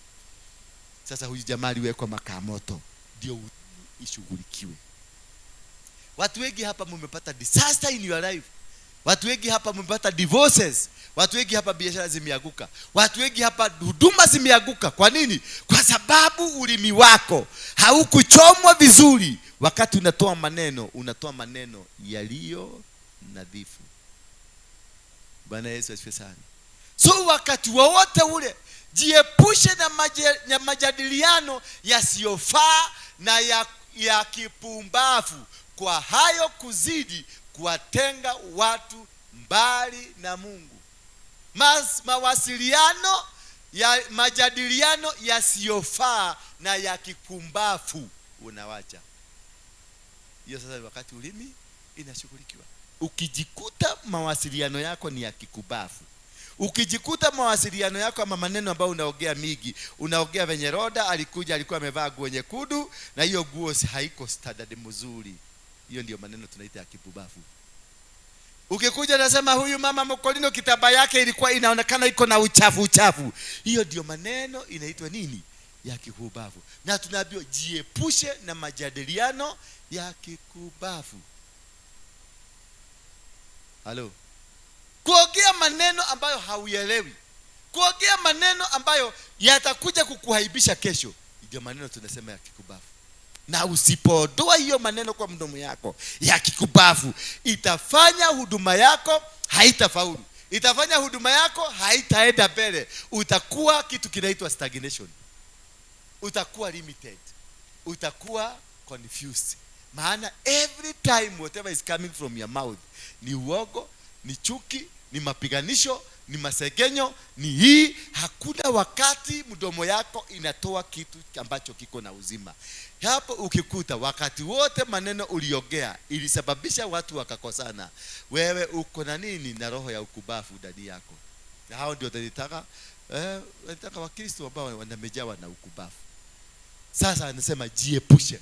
Hii hata si kufanya, hii si ni kujiepusha. Ukisikia watu wanamekaa chini wanazungumzia pasta wao, ukaona mtu kwa kanisa kama hii mumekaa chini, ama watu wamekaa chini wakakusegenya pasta, ama kusegenya mtumishi, ama kusegenya any leader, ama kusegenya watu wengine kwenye kanisa hii, watu hawajakomaa. Kuna na hiyo inapelekaga mtu kwenda 10 years kuongea maneno mingi 10 years, kwa sababu Mungu anataka kuangalia kondoo hizi ziko sawa sawa. Hizi kondoo zake zimekuja kanisani, zinachukwa na zimechungika vizuri na zinaangaliwa. Kwa hivyo wewe ukikuwa mtu wewe wa kiherehere, wa kusema, wa kunena, Mungu anafanyaga nini? Anakujaga, anafuga hiyo mdomo yako vizuri, na atakuletea kikitu ambacho kitafanya mdomo ifunguke. Ile kitu tutakuwa tukiona nacho ni maski kwa kichwa, kwa mdomo. Unamuuliza ni kwa nini umevaa maski? Anasema niko na homa, lakini si homa, mdomo imepasuka yote. Haleluya. Kwa hivyo ukisikia na ukifika mahali usikie watu wanaongelea kitu, wanazungumzia mtu, wanazungumzia jambo fulani ambalo hili jambo kiliangalia linaweza kuleta shida, jiepushe, toroka hapo. Mafundisho ya aina hiyo ni kama donda linalokula mwili. Ukakutana na mtu wa maneno kama hayo, hiyo ni kidoda, ni kiroda kiadera, ni kidoda ambayo inakulaga mtu. Na utakuta huyo mtu hakuna wakati atapata amani. Na ukimuuliza vizuri kama ni kanisani, atakwambia nilikuwa kanisa fulani. Sasa chunguza hiyo kanisa, utasikia ile problem ako nayo hapa ndio ilimvugusa huko. Watu wote walimuondokea, watu wote walimsema, akaambiwa sasa wewe kaa chini, maneno yako imetushida. Sasa toka hapa, ama kaa chini tukushughulikie. Bwana Yesu asifiwe sana. Kuna watu wako hapa mumeenda makanisa 20. Kuna watu wako hapa mmefungua biashara 50. Kuna watu wako hapa mumeolewa mara 300. Kwa sababu ya nini? Ukiingia siku ya kwanza kuolewa, kuingia hiyo boma, mahali mnaitaka kuchota maji kwa tabu, wewe ndio unakuaga siku ile ya kwanza. Umejuana, unajua ile nyumba ni ya Adhiambo, ile nyumba ni ya Akinyi, ile nyumba ni ya Mwangale, ile nyumba ni ya unanyua nyumba zote, na asubuhi hiyo unajua mahali kulikunywa chai na kule hakuja kunywa chai. Bwana Yesu asifiwe sana. Na hiyo maneno ndio inafanya nini? Inafanya tukae katika ulimwengu wa kuchelewa. Inachelewesha mipango yako na Mungu. Unakuta ulikuwa na kibali, lakini kibali kimeondolewa. Ulikuwa umeendelea vizuri, lakini sasa umeanza kuteleza. Ulikuwa umefaulu, lakini sasa umeanguka. Kwa nini? Kwa sababu umeondolewa. Maana mafundisho ambayo uko nayo ya aina hiyo ni kama donda. You become kidoda ambacho kinanuka. Na kidoda kikikaa sana kinanukaga, kina attract mainzi, kina attract wadudu. Kwa hivyo ukiangalia tabia zako ziko na inzi na ziko na nini? Na wadudu ndani yake. That is why unaenda unapata kitu inaitwa rejection. Maana tabia hii, rudisha tu hapo ilikuwa. Maana tabia hii inaleta spirit of rejection. Ndio unasema, kwa nini watu hawataki kuongea na mimi? Kwa nini siku hizi watu hanitembelei? Kwa nini watu siku hizi hawataki kuniona? Hapana, watu wanakupenda na wanataka kukuona, lakini unanuka, uko na kidoda. Na hiyo kidoda inatoka nini? Mafundisho ya aina hiyo ni kama doda lililokula mwili. Kidoda ambacho kimekula mwili, kimeanza kuingia kwa mfupa. Bwana Yesu asifiwe sana. Miongoni mwa hao waliofundisha hayo ni Humenayo na Fileto. Hata for example iko. Kwa hivyo hata Mungu anajua kuna watu, mmoja alikuwa anaitwa Humenayo na mwingine alikuwa anaitwa Fileto. Kwa Kisugu ni nani hawa? Humenayo na nani? Filetas na nani? Humenayas na Filetas. Hao ndio walihusika katika hiyo maneno. Kumbe kuna watu wanajulikana hata hapa kanisani. Tuna watu ukiwaona wamekaa pale ni 2 3, kuna jambo linapikwa na litalipuka. Ukiwaona wakienda baka wanang'ung'uana, wanasema mwali wa ile kagwire kainiere kuikao na mweka moko kagwire mwali wa ile ito nie kagwire ohoro kai dikana niko kwenda hizi haya. Lakini mtu kinacheka, unafikiria ni kitu ya maana nakwambia. Sasa ukisikiliza story ni venye Shiko alilala jana na ndivyo natulikiaga huko. Hiyo ndio story nakwambia. Yakagwire kai niema uri anyonete ndidoda no daugire nilisema tu hii kitu itakuja kuonekana. Na hiyo kitu ile nataka msugumusie ni venye mtu amelala jana. Sasa niambie, huyo ni mtu ama ni mnyama? Is it an animal or a what? Bwana Yesu asifiwe sana. Bwana Yesu asifiwe sana. Hawa wamepotoka kabisa. Watu kama hawa wamepotoka. They are no longer in the place of God. Na ukweli, na wanatia imani ya watu wengine katika wasiwasi. Hawa watu wakikuwa katika miongoni mwetu, utakuta watu wale wengi sisi ambao tuko na imani, kwa sababu wamesikiliza na wanajua Roda ni mtu ambaye amekaa hapa na ni mtu wako hapa. Ile maneno Roda anatoa kwa mdomo itasababisha watu wale wengine wote waanze kuwa na wasiwasi na huduma hii. Itasababisha biashara ilikuwa ianzishe neno na huyu mama mmoja tu, hiyo neno inafanya kila mtu anaanza kusikia ni kama maneno haiendi mzuri. Ni kama hii maneno it is not right. Ni kama hii kabuni is not right. Kama vile tuko na sako, inahitaji tu mtu mmoja tu atoke hapa aende anene maneno negative kidogo tu, watu wataanza kusifikiria kusema mimi venye nimesikia ni kama hapo kuna ukora. Na unasikia hiyo kanisa ni mzuri, hiyo pastor ni mzuri, lakini wale watu wako kodani si watu kamili. Sasa unakuta huyo mtu amekosa kukoja kanisa kesho kwa sababu ya mtu mmoja ama watu wawili. Maana hawa watu tumeambiwa ni wanini? Ni wamepotoka kabisa mbali na ukweli, na wanatia imani ya watu wengine katika wasiwasi kwa kusema ati ufufuo wetu umekwisha fanyika. Bwana Yesu asifiwe sana. That is the major problem, and that is what we go through in our life. Maana maneno mengi ambayo yamefanyika, boma nyingi zimeanguka, familia nyingi zimeanguka, na mambo biashara nyingi zimeanguka kwa sababu ya watu ambao unawaweka karibu na wewe ambao ni watu wapotofu. Ni watu ambao hawaeleweki, ni watu ambao hawajui na hawana dhamana hata kidogo na ile kazi mnafanya. Kwa hivyo ukapatana na watu wa namna hiyo, utakuta kazi yako itakuwa ikienda visivyo. My brother, cheza na hako kakitu. Kuna kakitu kakufinya, unavuruta, unatoa. Wacha kukaa kama statue. Utaaguka hapo. Cheza mwili wako ufanyise kazi. Ukikaa tu umesimama hapo na ni usiku na unajua wewe unalalaga kwa TikTok, utaanza kusisia hapo. Play with the camera, cheza ndio akili kweli ina vibrate. Najua watu kama hawa vijana ni watu wa TikTok. Angalia ule mwingine, ule ni mtu wachangana TikTok. Sasa ameshindwa kusimama kabisa. Ameshindwa kabisa kusimama. Anasimama, unaona naona ile kitu ilikuwa inaitwa muhau. Hau. Lakini ni wa jamaa wetu, lazima tukae na wao mpaka waende wakiona, kwa sababu tulikuwa kama hao. We were like them. At this time tulikuwa tunakunywa kama hao. Sasa huyu ametoroka hapa chini kidogo, amesema na anatuambia kama maneno amerekebisha. Bwana Yesu asifiwe sana. Kuja leta kamera, weka pale. Uchukue huko vizuri. Na unatembea, unakaa ukitembea ndio changa at least ichome mwili kabisa itoke. Unajua ukisweat hiyo kitu inatoka. Ni vizuri tumsaidie kwa sababu ni ndugu mzuri. Akishika kamera mzuri na kamera ni mzuri, inafanya kazi mzuri.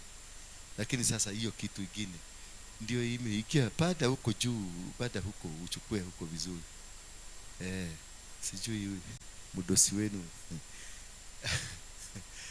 Lakini msingi thabiti uliowekwa na Mungu uko imara. Bwana Yesu asifiwe sana. Msingi thabiti ambao Mungu ameweka katika maisha yako. Msingi thabiti ni gani? Ukakamavu. Mdomo yako imetairishwa. Macho yako imetengenezwa, haioni ubaya, inaona uzuri. Masikio yako imetengenezwa, haisikiagi ubaya, inasikiaga mazuri tu.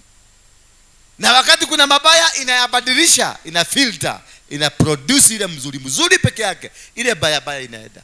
Ati ukiona ndugu yako ako kwenye tatizo, hauendi kumchekelea, unaenda kutembea naye, kwa maana umeshughulikiwa mpaka unajua kuna shida dunia hii. Kuna matatizo yanaweza kukuja na ikukute. Na hii matatizo ikikuja na ikukute, itakuwa ni gumu kutoka usiposaidiwa na huyo mtu mwingine. Kwa hivyo utakuta kama umeshughulikiwa vizuri, utakuwa na moyo wa kutaka kusaidia. Unakuwa na moyo wa kupenda. Unakuwa na moyo wa kutaka kufanya kazi ya Mungu bila kusukumwa. Bwana Yesu asifiwe sana. Kazi ya Mungu unaifanya bila hata kuulizwa. Unakuta nyumba haiko vizuri japagwa, unauliza kitu ya kupaga hapa iko wapi? Kitu ya kufagia hapa iko wapi? Maana wewe unaangalia kazi ya Mungu iko namna gani. Kitu yako ya kwanza ni kutaka kazi ya Mungu ikuwe safi. Lakini mpaka saa hii, kama mimi nitakuja nikwambia paka viti, mimi nitakwambia hii maji toa hapa, mimi nitakwambia hii mahali si mzuri, ni kumaanisha kuna mahali hujapikwa. Na ole wangu, nataka nikwambie tu, mimi nitakuja nitaifanya hiyo kazi, lakini miaka yako ya kufaulu inasogezwa mbele. Kama ulikuwa umebakisha miaka 3, inarudishwa inakuwa 8. Na tena kesho ikifatikana kitu kingine unaongezewa, inarudishwa inafika 10. Utakuta utaseekea, utaanza kuhubiri wakati meno haina kwa mdomo. Ukienda kuhubiri na nguvu, na ulienda ukawekwa na mama wa kanisa mmoja akakuweka meno kwa sababu iling'oka, ameweka meno. Sasa ile unataka kuhubiri kama ule mhubiri uliona kwa TV, ule anaitwa Noel Jones, ule anahubiri mpaka unasikia kweli ni kama ni compressor iko kwa mwili wake. Sasa naona naweka kompresha, ile kompresha inafuliza meno. Puu inaanguka chini, watu wanashindwa ni nini imeanguka. Unasema kuna muujiza nauliza. Lakini haitaikia mzuri. Maana unafanya in the wrong time, in the wrong season. Bwana Yesu asifiwe sana. Do not delay your miracle. Hakikisha your miracle. If God has given you a platform ya kusoma, kama sasa hapa sisi wetu wengi tumekuwa tukisoma, allow God to use you in a speed light move. Maana hii maneno tunaweza kusoma na 1 week. Hii maneno tunaweza kubadilisha na 1 day, na tukue watu ambao ni takatifu watakao tumiwa na Mungu. That you are responsible. You need to be used by God. That you are qualified to be used by God. That you are a qualified vessel, a worker ambaye Mungu atamtegemea. Maana Mungu hawezi kukubali uokose kondoo zake na wewe ni mbwa mwitu. Hawezi. Na watu wengi hapa huduma zenu zimekuwa stagnated. Doa zenu zilikuja, lakini haiji. Mdomo ni mingi mrefu kama vilibi. Na mzee yule mlikuwa na labda huyo mzee mlikutana na yeye hapa kwa hoteli. Na huyo ndio mzee yako. Lakini kabla chai itoke kwa waiter ikuje hapa, ile maneno ulimpatia maneno mpaka yeye akashindwa. Yeye ni computer kana ni kama mashine ya kireta kana. Na Mungu alikuwa amemdirect mtu ndio huyo, ushonwe modo. Na akakuja na akaomba akasema ukatukanywe kahwa, because amesikia hata huko mabavu bali mali ulifujwa panaanza kusikia, unaanza kusikia kamoedhoa. Huyu msee anasikia kamoedhoa, hapo anajua mtu ndio huyu. Lakini mkienda tu kukunywa kikombe kabla waiter alete, ile maneno anasema para. Sasa mpaka huko na bigijina unaongea maneno mingi sana. Msee anakuangalia hivyo anasema huyo nakeli, huyo na watu kohotana. Bwana Yesu asifiwe. Sasa huyu mzee atarudi, siku ingine atarudi wakati hauna meno. Sasa utaenjoy nini? Ulikuwa unasema ati no urugero kamito. Mzee ndiye anakuja na hinya kamito tu viazi. Ndio mtu bei ikule. Tafuta mtu wako tafuta mtu wako sasa, meno iko imejaa kwa mdomo. Ndio akupeleke out na huko gongu kule kanyama kachoma. Lakini kwa maneno ni twara ni kuhara tu, mdomo imejaa muharo tu imejaa huko ndani. There is nothing good can come from you. Hakuna siku utanena kitu ambayo haitakuwa za mtu. Noro harodhali kumakanua. Mungu hawezi kubali ati akupatie microphone hapa. Hawezi. Atakurudisha na atakutoa hapa, ukitoa hapa atakupeleka kanisa ambayo inaanzishwa yenye haina microphone na yenye haina gitaa na haina keyboard. Sasa wewe ndio utakuwa keyboard, wewe ndio utakuwa gitaa, na wewe ndio utakuwa bass na soprano. Ukitoka huko kienda nyumbani unasikia anasema leo utoka ujagia moja kama kama kumbuke ulitoka kanisa ilikuwa na keyboard mbili, ulitoka kanisa ambayo ilikuwa na gitaa mzuri, ulitoka kanisa ilikuwa na maspika international. Unarudishwa kule mpaka wametengeneza ile mkebe kubwa ya Blue Band, ndio imetengenezwa imekuwa kahuja, anashika hivi Bwana anasema taka haitoi, unasikia ni mabati ndalia. Hata watu hawasikii. Kukianza kunyesha kule ulirudishwa ukatolewa nyumba kama hii mzuri hivi. Unarudishwa kwa nyumba huko mnakaaga, mkiingia huko mvua ikinyesha sasa mnatafuta jinsi ya kukaa. Unakuta viti hizi zote zimebadilishwa, zimewekelewa kwa kichwa. Unafikiria ni kuhama wanahama, lakini wanajikika na mvua. Bwana Yesu asifiwe sana. Kwa sababu you are not qualified.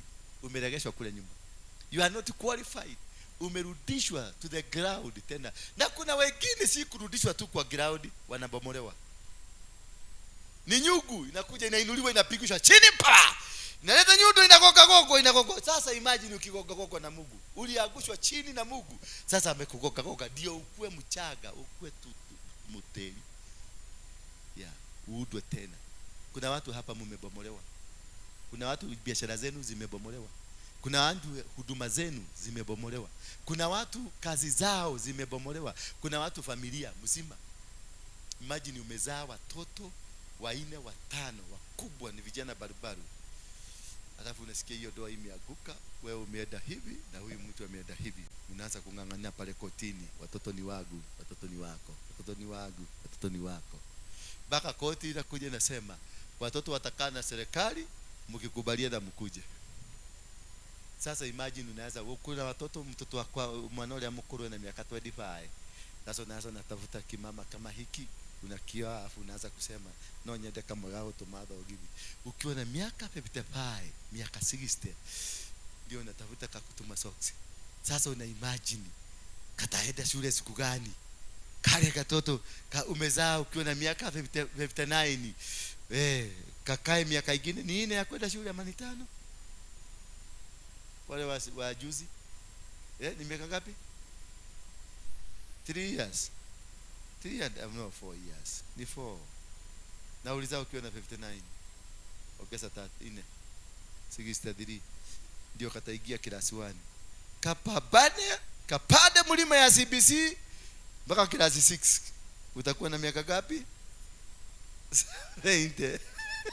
Kapande tena. Kaenda hiyo ni hapa secondary ama ni secondary? Ni junior secondary. Ni miaka ngapi junior secondary? Ingine 3. Uko na 6 wote? 73 kama Raila sasa. Bwana Yesu asifiwe. Wakati ulikuwa na wao kule chini ukanyaganywa, sasa umeanza tena upya. Unaona hata mimi siku hizi niliwachana na hiyo maneno. Sababu niliangalia nikaona labda nitafute mtu ako na kama wale wametoshana nimlete tuendelee safari badala ya kuanza tena upya. Una imagine gerone mama hali gero na ulilikana goka na diaper. Sasa naingia supermarket, kila mtu ananijua, anaona nikibeba diaper nikichagua diaper na kavase nikale kama mtoto.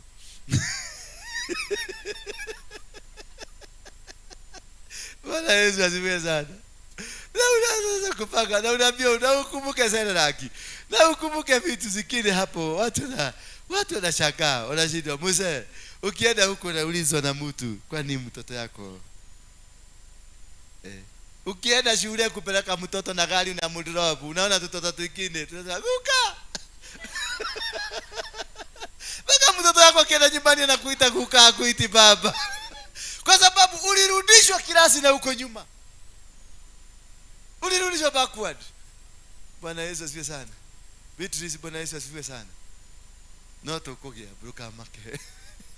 Beatrice anasikia hiyo maneno haimuiki na anasema bado yani msichana barubaru. Yes. Na kama kuna mtu anataka mtu, Beatrice bado mlango iko wazi. Msiaje miaka atakuwa ataondokea. Sasa atakuwa tunaanza kustruggle hapa. Anaitwa Shosho na mtoto yake anamuita Shosho. Una imagine leo ndo ashia na ile mara ashira na cio mathi gucera kwao makaigwa guka getwo guka moka mwanyi maka guka. Najua kuna katoto ka sister yangu juzi kaliniita guka. Mimi siko najua nimezeeka hivi. Kalikuja kanita guks. Sasa mimi naangalia kado mpaka mama yake akaniambia guka ni wewe unaitwa. Nikamuuliza nani? Ni wewe.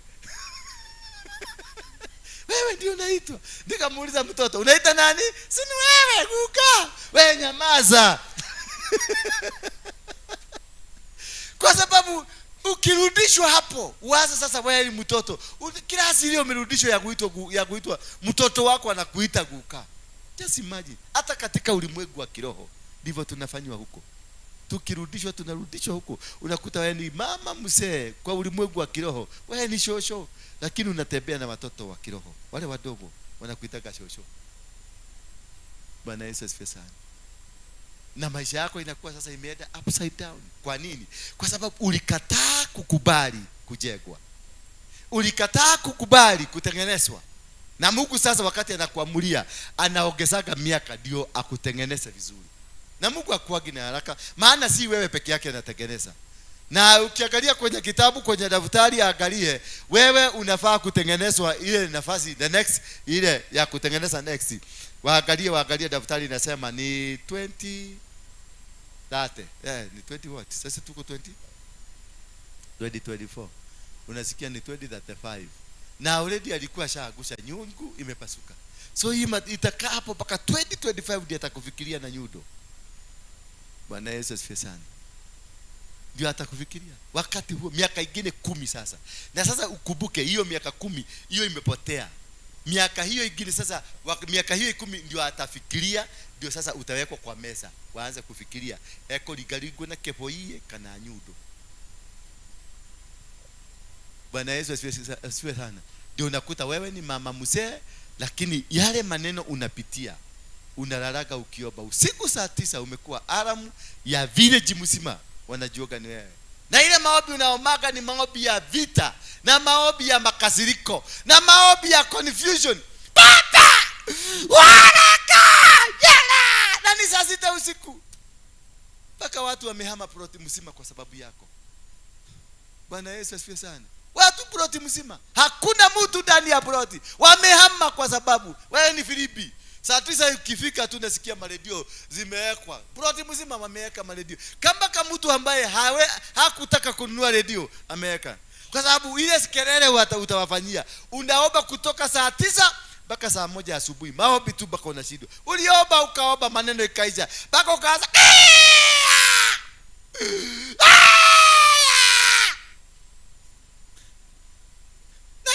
hasira iko ndani yako. Maana kama msichana kingine juzi tu kalikuja kakaokoka, kana drive gari. Kingine kama mvulana juzi kalikuja kakaokoka, kamepata visa kameenda. Na wewe umekaa tu hapo, hata microphone hujapatiwa. Wewe ndio unapatia kwa ile kazi kubwa na mzuri unapatiwa ni ya kwenda kuosha choo. Bwana Yesu asifiwe sana. Na unaambiwa ni upako. Upako imeteremka. Na ndio hao wanakuaga wameokoka, ni warokole. Wanajua kukoti Bible a verse after verse. Ukitaja tu Paulo na Sila, hiyo ni kitabu cha Watume, mstari wa 3 na mstari wa 4 na mstari wa 5. Unasema Safira na Anania, hiyo ni kitabu cha Luka. Unasema anajua Biblia yote, lakini matendo yake haiyapatanishwi na Biblia hiyo. Bwana Yesu asifiwe sana. Haiyabatanishi hata kidogo na hiyo Biblia. Maana ni mtu ako na total confusion. Alikufa kitabu, ni mwili mnaonaga ikitembea. Na hiyo ilikufa ni nini? Mungu aliagusha nyungu, alafu akaenda iendelee kuroeshwa kwenye maji. Akaenda atarudi hapo after 10 years. Sasa hiyo ni kifo, inaitwa a spiritual death of 10 years. Nakuta you are there. People wanakuona unatembea, busybody unatembea, lakini nothing from you can come. Bwana Yesu asifiwe sana. Lakini msingi thabiti uliowekwa na Mungu uko imara, na juu yake yameandikwa maneno haya. Ndio maneno haya yaandikwe kwako, lazima ukue umekapitia. Aise, ndio maneno haya yaandikwe kwenye mwili wako, yaandikwe kwenye roho yako, yaandikwe kwenye damu yako, yaandikwe kwenye fikira yako, yaandikwe kwenye mikono yako. Hii maneno Bwana anawafahamu wale walio wake. Hiyo jina tu, hiyo maneno ndio yaandikwe, ati anawafahamu walio wake. Maana umequalify kukuwa mmoja. Na kila asemaye yeye ni Bwana ni lazima aachane na uovu. Maneno hayo yakiandikwa, lazima umepitia magumu, lazima umetengenezwa. Na hii ni kitu unaweza kuavoid, ni kitu unaweza kuondokea. Bwana Yesu asifiwe sana. Ni kitu ambayo sio lazima upitie ati ndio useme hii maneno nilipitia. Hapana, sio lazima. Yeyusha moyo wako, tengeneza moyo wako, ndio ukue rahisi kutumika. Mungu amesema, manabii wamekuja wamesema wewe ni nabii. Ukisikia umetabiriwa wewe ni nabii, tafuta formula ya nabii. Ulisia watu ambao wamekuwa manabii, waulize manabii ndio qualify ya kuwa nabii. Ikia kwa vitabu ujue Yeremia alikuwa nabii, alipitia nini. Uangalie Isaya alikuwa nabii, alipitia nini. Haraka tayarisha safari yako iende haraka. Wacha kuwa kama maiti zile zinapelekwa Webuye. Ikifika Naivasha inakataa, unasikia tigari maiti imekataa kuenda. Bwana Yesu asifiwe sana. Kwa sababu watu wengine hapa tumekataa kuenda, maana tulikufa. na roho yetu imebaki kule kuzimu na imekataa kwenda. Juzi hapa nilikutana pale Naivasha, wamekaa huko, basi imekataa kwenda. Nikamuuliza ni nini? Ati maiti imekataa. Nikawaambia kwa sababu kuna kastori tulikuwa tunaambiwa, kuna waligeuza saduku, mwili wakautoa, wakageuza, uangalie Nairobi, kama umelala chini uangalie Nairobi. Nikaambia hiyo story, nikaambia simgeuze maiti, muiangalishe Nairobi na ilale chini hivi. Wakaiangalisha, gari ikaguruma ikaenda, kwa sababu walidanganya mwili unaenda Nairobi. Bwana Yesu asifiwe sana. Tena tukawakuta Nakuru ati mwili umekumbuka hauendi Nairobi, umekata. Sasa nikaambia sasa jipangeni, kwa sababu hiyo option imeisha. Hakuna option nyingine. Labda muweke across, iangalie Nyandarua na iangalie Lake Nakuru. Tuone kama itaenda na mwili itaenda upande. Bwana Yesu asifiwe sana. And that is what is happening to us. Hiyo ndio maneno imefanyika kwetu. Tuko busybody. Watu ambao wanajua kila kitu, watu ambao hawataki kuambiwa, hawataki kufundishwa, hawataki kutengenezwa, wako kila mahali na wanajua kila kitu. Na umeseeka kanisani. Sasa utashika microphone ukiwa na miaka gani? I wish I knew. Singeleta ubishi wakati niliokoka nikiwa na miaka kidogo sana. Sasa mimi nilileta ubishi nikaanza kufungua kanisa nikiwa na wiki moja kwa wokovu. Kwa sababu mimi niliona huyu mzee ananiambia nini na mimi niko na uwezo.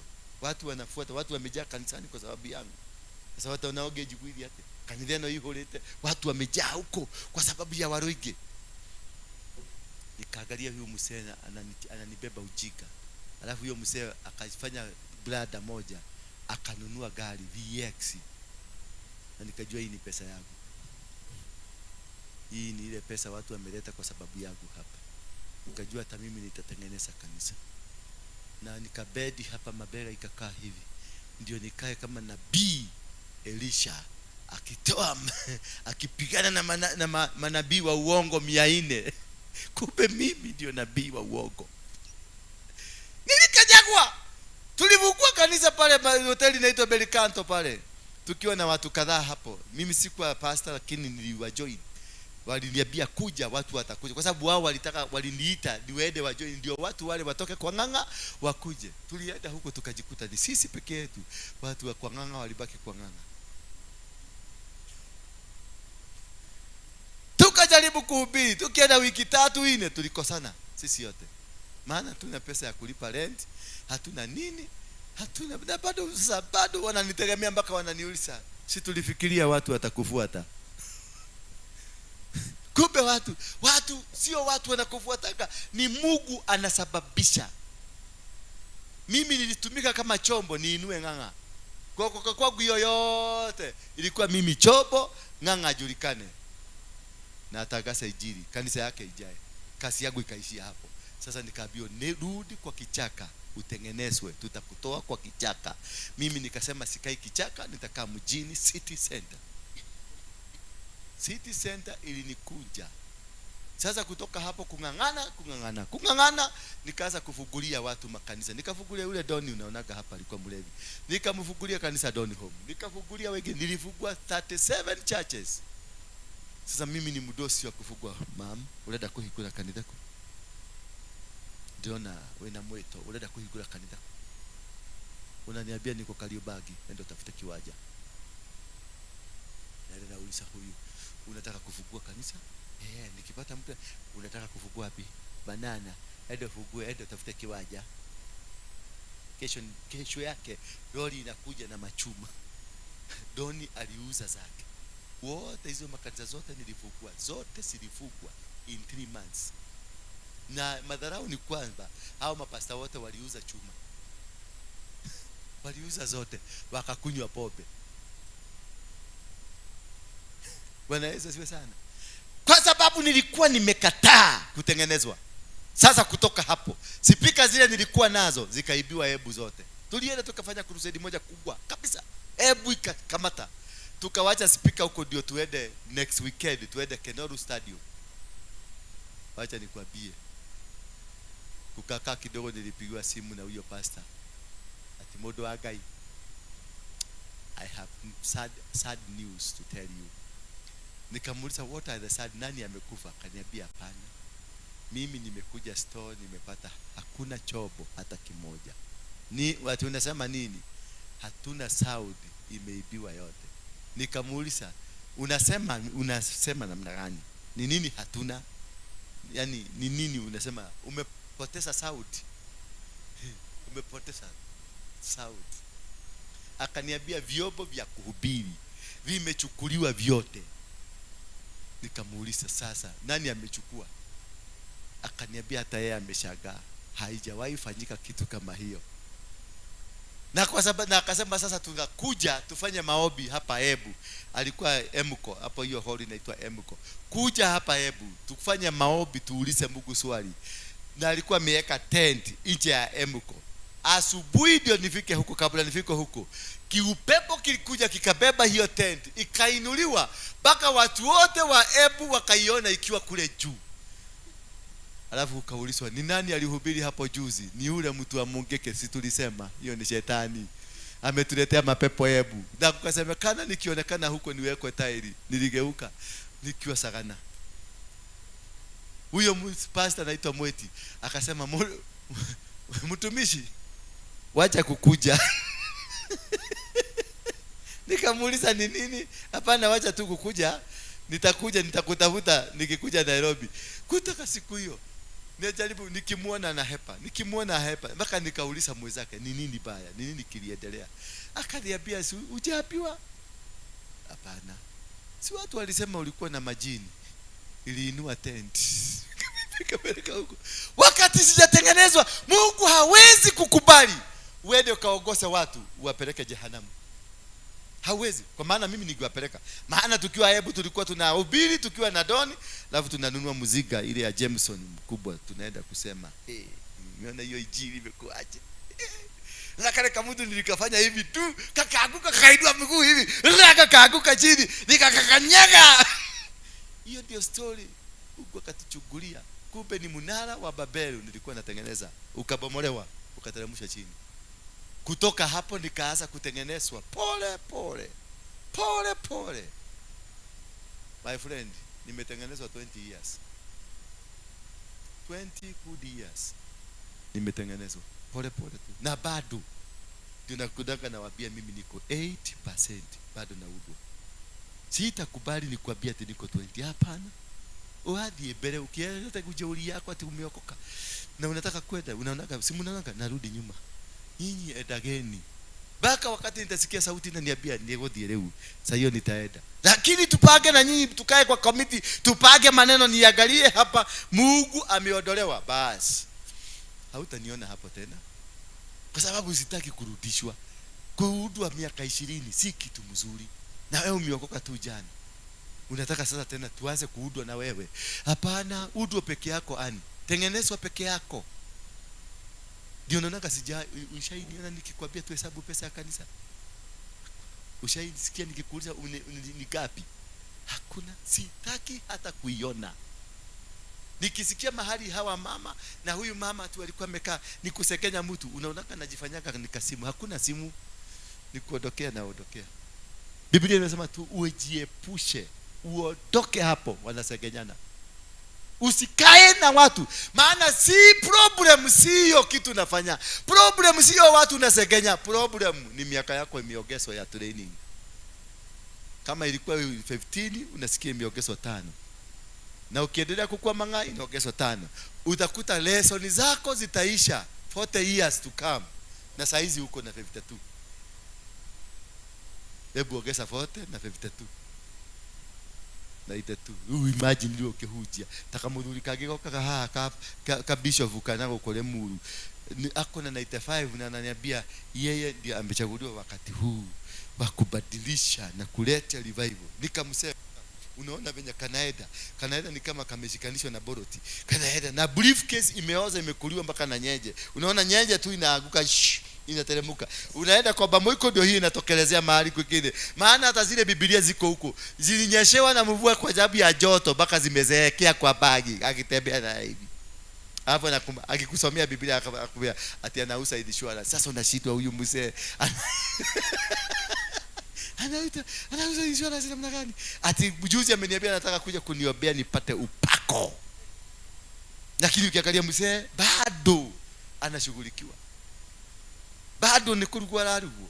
Nena miaka na itatu. My dear, epuka. Kisikia mama akianza masekenyo kidogo, epuka tu, jifanye kasimu kamelia. Hata kama usikika katoi sauti ya kulia, wewe tengeneza sauti na mdomo wako tururuli. Tururuli. Useme he, simu inaita, uondokee hapo. Maana labda kesho ndio ulikuwa ugraduate. Huyu akuleta kuagushe na ulipitia process ya miaka ngapi? 10, utarudishwa class 1. Tena baada nyingine 10. Watu wengine hapa wameagusha wale wengine. Epukana na mtu yoyote unasikia mdomo yake kifunguka ni discussion ya mtu. Ukasikia wao ndio wanajua nani alikula na ni nani hajakula. Ni nani alicheka, ni nani hakucheka. Ni nani alienda, ni nani hakuenda. Ni nani alienda kwa apostle na ni nani hajaenda kwa apostle. Ukasikia hiyo story imeanza, ondokea. Ndio liona niliwaambia juzi, mlango ya kwako imefunguliwa sasa. If you want to come and visit, come. Na ukae hata siku 2-3. Na usikuje na mtu ati tunakuja ndio usionekane ulikuja huko peke yako. Kuja peke yako. Huko ni kwa baba yako. Kwa sababu hiyo mtihani nimepita. Hiyo mtihani na hiyo ndio naita watu nafanya sasa practical. Sema practical.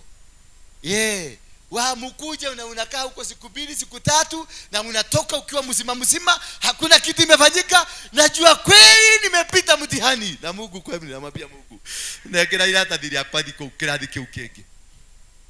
Lakini nikiendelea kusema msikuje, ni kumaanisha sijapita. I cannot trust myself until you are able to trust yourself. That is when you find that you are qualified. Bwana Yesu asifiwe sana. Lakini kama hatuwezi kwenda na huyu mdada kwa gari, tuzunguke tuende kukue usiku, tuende tulale nyumbani, kesho atoke akiwa mzima, hajakuwa injured, basi mimi mwenyewe ni mimi ambaye niko na matatizo. And I have to work out on that progress. Baka mimi nijue kweli I am capable ya nyama inachomwa hapa, na hata siwezi kumwaga mate, na kaa hapo ichomwe hivi baka watu wakuje sasa waseme kuleni nyama. Bwana Yesu asifiwe sana. That is it. Sasa ukisikia Agnes amesikia tumeenda na naze kwa Agnes, sasa ndio analeta story. Walienda, niliwaona walikuwa kwa gari wakiwa ngapi? 2, na walienda kwa apostle. Niyo na kanitheno ndiro na tago ikara regi. Kina kazina. Ni kwa sababu ya akili yako bado haijapikwa. Ndio kwa maana you are not seeing a man of God. You are not seeing a woman of God. You are seeing a prostitute in yourself, in your mind. If you find people discussing about that line anasikia, hiyo line anazungumzia, hiyo ndio ile kitu kwa kichwa yake.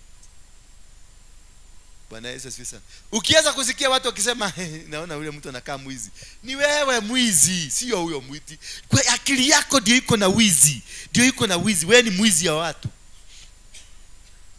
Mabia msako tubadilike ndio tuweze kupita hii mtihani. We must succeed.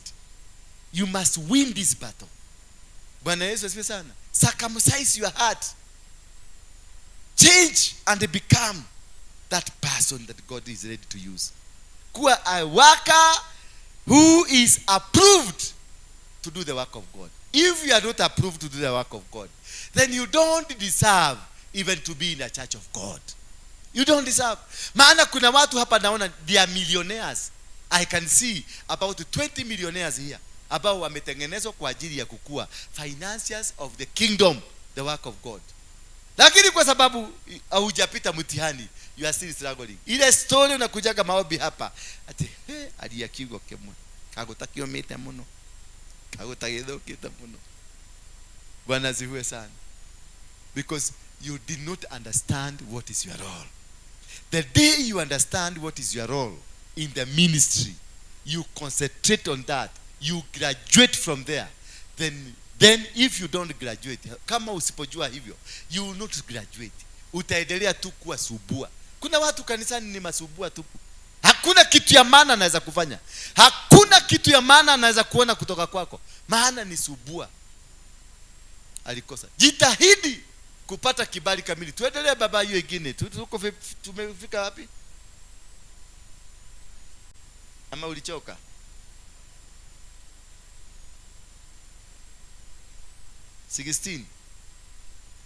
Ama tuko 20? Katika nyumba kubwa kuna mabakuli na vyombo vya kila namna. Vingine ni vya fedha na vingine ni vya dhahabu. Vingine ni vya mbao na vingine ni vya udongo.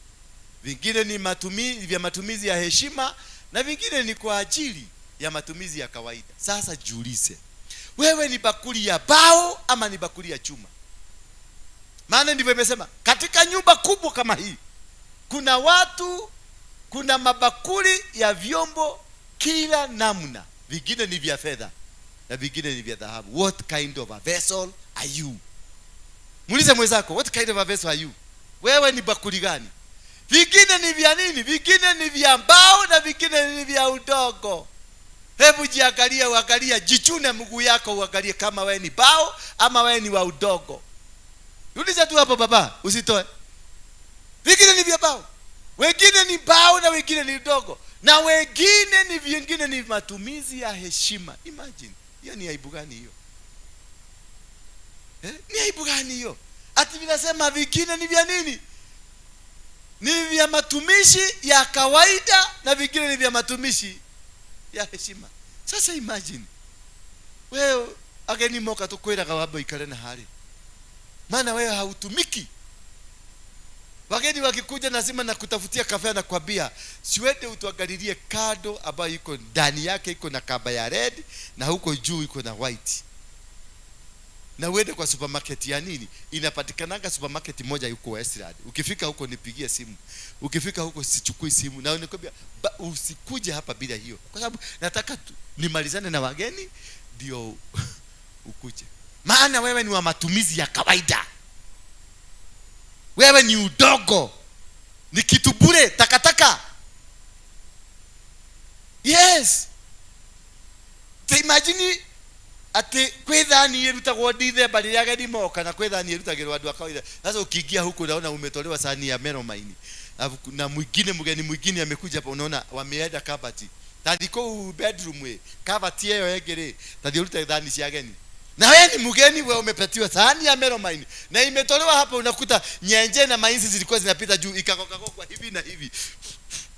Ikapaguswa na serviette. Na unaona napatiwa. Na mwingine amekuja amechomolewa sahani ya wageni. Ta imagine ni wewe mwekako. Ta imagine ugo ni watu hiana. That is how we are. That kuna watu wa matumizi ya nini? Ya kawaida. Na kuna watu wa matumizi maalum, matumizi thabiti. Tuendelee hapo 21. Bwana Yesu asifiwe sana. Hii maneno ya leo ni mzuri sana. Si ndio? Basi kama mtu atajitakasa kwa kujitenga bali na mambo hayo yote maovu, atakuwa chombo cha matumizi ya pekee. Yani you will be a vessel for your own self, kwa sababu amewekwa wakfu na anamfaa Bwana wake na yupo tayari kwa kila kazi njema. A vessel ready for the good work of God. Basi turudie tena hapo. Ayu baba ni nini? Basi kama mtu atajitakasa kwa kujitenga bali na mambo hayo. Kwa hivyo ni kujitakasa, na utakaso ambao tunaabiliwa hapa ni wa kujitenga. Ni wa kufanya nini? Ni wa kujitenga mbali na mambo hayo yote maovu. Atakuwa chombo. Once you isolate yourself from all these nonsense, you become a vessel. Chombo cha kutumika kwa matumizi ya kipekee. Utakuwa nabii ambaye ni wa kipekee. Utakuwa apostle wa kipekee. Utakuwa mfanyikazi katika nyumba ya Mungu ya kipekee. Utakuwa mwimbaji wa kipekee. Maana anointing ina flow na wewe. Kila kitu ambacho unakihitaji kina flow na wewe, because you are on your own, lifted up by God. kwa sababu amewekwa wakfu. Maana Mungu amemwanoint. Wakuwekwa wakfu, you are demarcated. You are kipekee. Mwambie mwenzako ni wa kipekee. Jiepushe na tamaa za ujana. Fuata uadilifu, imani, upendo, amani pamoja na watu wote ambao wanamuomba Bwana kwa moyo safi. Sasa hizo ndio qualities for you to be able to be called that son of God, that child of God. Tumeambiwa tukue, tujiepushe na tamaa za ujana, fuata uadilifu, imani na ukwe na upendo, amani na pamoja na watu wote ambao wanamuomba Bwana kwa moyo gani? Safi. Hiyo ndio italeta mabadiliko katika maisha yako. Ndio italeta ushindi katika maisha yako. Ndio itakubadilishia. Uache kuitagwa prophet ambaye hafanyi kazi. Uache kuitagwa pastor ambaye hafanyi kazi. Uache kuitagwa muibaji ambaye ukikuja hapa haupati kibali. Ukienda kila mahali umekuwa rejected. Ukienda kila mahali because you don't have a controlling anointing. The day you do according to the will of God, you get a controlling anointing. Ukiingia mahali, upako wako unatengeneza barabara. Upako wako unafungulisha milango. Upako wako unakupatia kibali.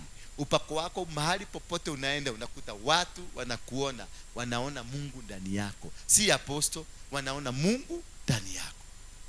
Bwana Yesu asifiwe sana. Tusimame sasa kwa miguu yetu. Kama umesikia hilo neno, ujiulize katika hiyo maneno yote, nimefaulu ama sijafaulu? Nimetosha uga ama sitoshi uga? Uliza mwenzako kama anatosha uga. Hebu tupatie verse 24. Yeah? Turuke tu 24. Tusimama tu hata wale wamelala. Hiyo ni mshahara, umegawa mshahara ya kulala. Inasema mtumishi wa Bwana asigombane, anapaswa kuwa mpole kwa watu wote, mwalimu mwema na mwalimu mvumilivu. Lazima ukue mwema na ukue mvumilivu. Watakutukana, vumilia. Watakusegenya, vumilia. Kuwa mwalimu mwema na ukue mpole kwa watu wote. Sasa ukikuta niko mpole, usinione ni mimi ni nyeje. Si nyeje, ni kuelewa naelewa hapa. Ni kuelewa naelewa wewe umeletwa hapa kuja kuniharibia kilasi yangu. Na mimi sitakubali, Roda. Sitakubali uniharibie kilasi. Hapana. Nikiona umekuwa mkali nitajifanya nimenyenyekea. Wewe nimechomoka, nimeenda, nimekuachia nafasi, nakwambia ni microphone nilikuwa nataka, shika. Sinajua hakuna kitu utafanya nayo. Utapiga makelele, betri iishe, uanze kuuliza betri inaeka kwaje. Na hujui kule zinanunuliwa. Itanirudia tu kwako. Nyenyekea, mwambie mwenzako nyenyekea. Kwa mpole, ndio hiyo kazi yako iinuke. Ndio hiyo ndoa yako isimame. Ndio hiyo biashara yako iimarike. Kwa mpole, nyenyekea, kwa mwadilifu, and wait upon God. Let God make you that good vessel for the successes of your life. Bwana Yesu asifiwe sana. Leteni sadaka zenu ndio tuweze kuingia kwenye worship. Emmanuel, ulienda karibu na kikiki, ndio jishikilie. Usijali. Mungu atakuwa pamoja na wewe. Wekeleni sadaka zenu hapa haraka na tuondolewe hii kitabu. Kashuma kula ihuate. Mkikuja kanisani msiwekage pesa bali. Na kwa wale ambao mnatazama kule nyumbani, Mungu wa mbinguni akubariki. Natumai maneno hayo yatakusaidia. Na ukitaka kutupatia mchango yako, utatuma kwa hizo namba unaona zinapita hapo chini. Ni paybill na hiyo ingine ni till number. Na pia kuna namba kama uko ng'ambo na paybill haifanyi, kuna namba iko hapo. Tumia hiyo namba 0112 935 035 ama 0722 239 555. Tumia tu hapo. Na tunawaalika mkutano mkubwa wa Githurai hapo kwenye Githurai Primary School. Ndio tutakuwa na crusade ya kiajabu kama ile tulikuwa nayo kule Kibera Sasa tunaenda huko Githurai, tunaenda kuvunja madhabahu ya vitu ambavyo vimemaliza vijana wetu. Tangu juzi hapa tumefanya maombi hapa kanisani, tukasema accident zimeondoka. Hakika sijasikia accident, na ninaendelea kuzikomesha katika jina la Yesu Kristo. Aise, na ngoja, mkiambiwa mzete mnalete haraka ama mnataka kubebereswa? Oh yeah. Oishe, simulete sadaka. Oishe. Oh my God. Hamtaki kukuja? Yes. Oh my God. Watu wa Amerika ndivyo wanasemaga. Oh my God. See God. Yes. Oh my God. Alafu akiona maneno haiendi venye anataka anasema uff.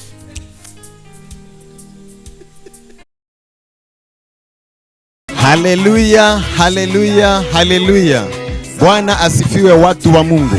Mtumishi wa Mungu Dura Waruige anawatangazia mkutano wa Injili. Mfalme wa Amani Caravan kwa ushirikiano na makanisa mbalimbali ikiwemo kanisa la The Synagogue Crusaders for Christ inakualika kwenye crusade eneo la Ruiru, Githurai, Zimmerman, Kayole, Mweki, Kasarani, kote kule ninawaalika kwenye crusade ya kuvunja madhabahu. Mimi naitwa Askofu Daniel Kwesi, mwenyekiti wa Grace Ministers Alliance hapa nchini Kenya. Na rĩu twĩna crusade ĩngĩ, a powerful mega crusade tugakorwo tukĩhunjĩrio nĩ ndungata ya Ngai Apostle Dura Waruige, na nĩ agakorwo arehetwo nĩ gĩkundi kĩnene mũno gĩa The Synagogue Praise and Worship Team, The Synagogue Band, Bethel TV na aini a kĩgoco. Nĩ tugakorwo na aini mwendete, nĩ ngakorwo kuo njĩtagwo Kĩama wa Marũreko-inĩ rĩrĩ. Ikorera renge niona ndona mokere tena Jesu wako niende na matikore. Nĩtugakorwo na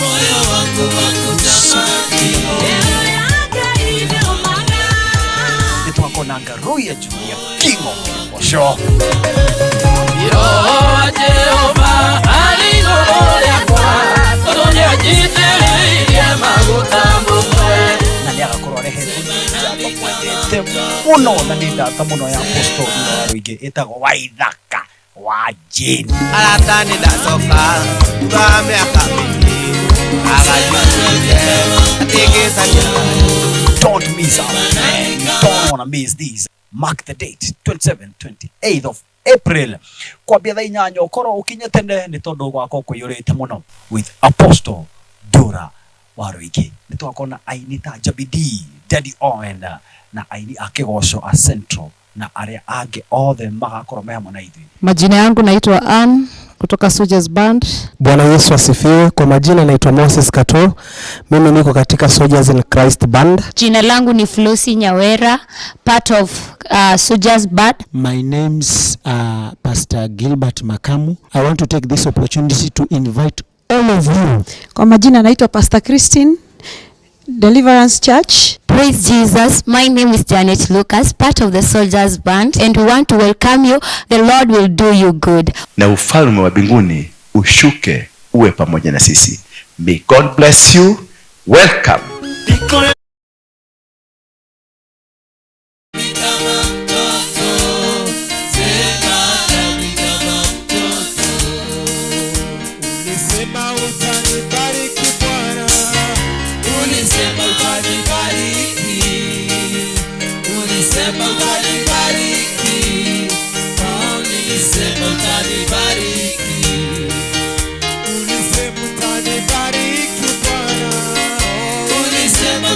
Bye.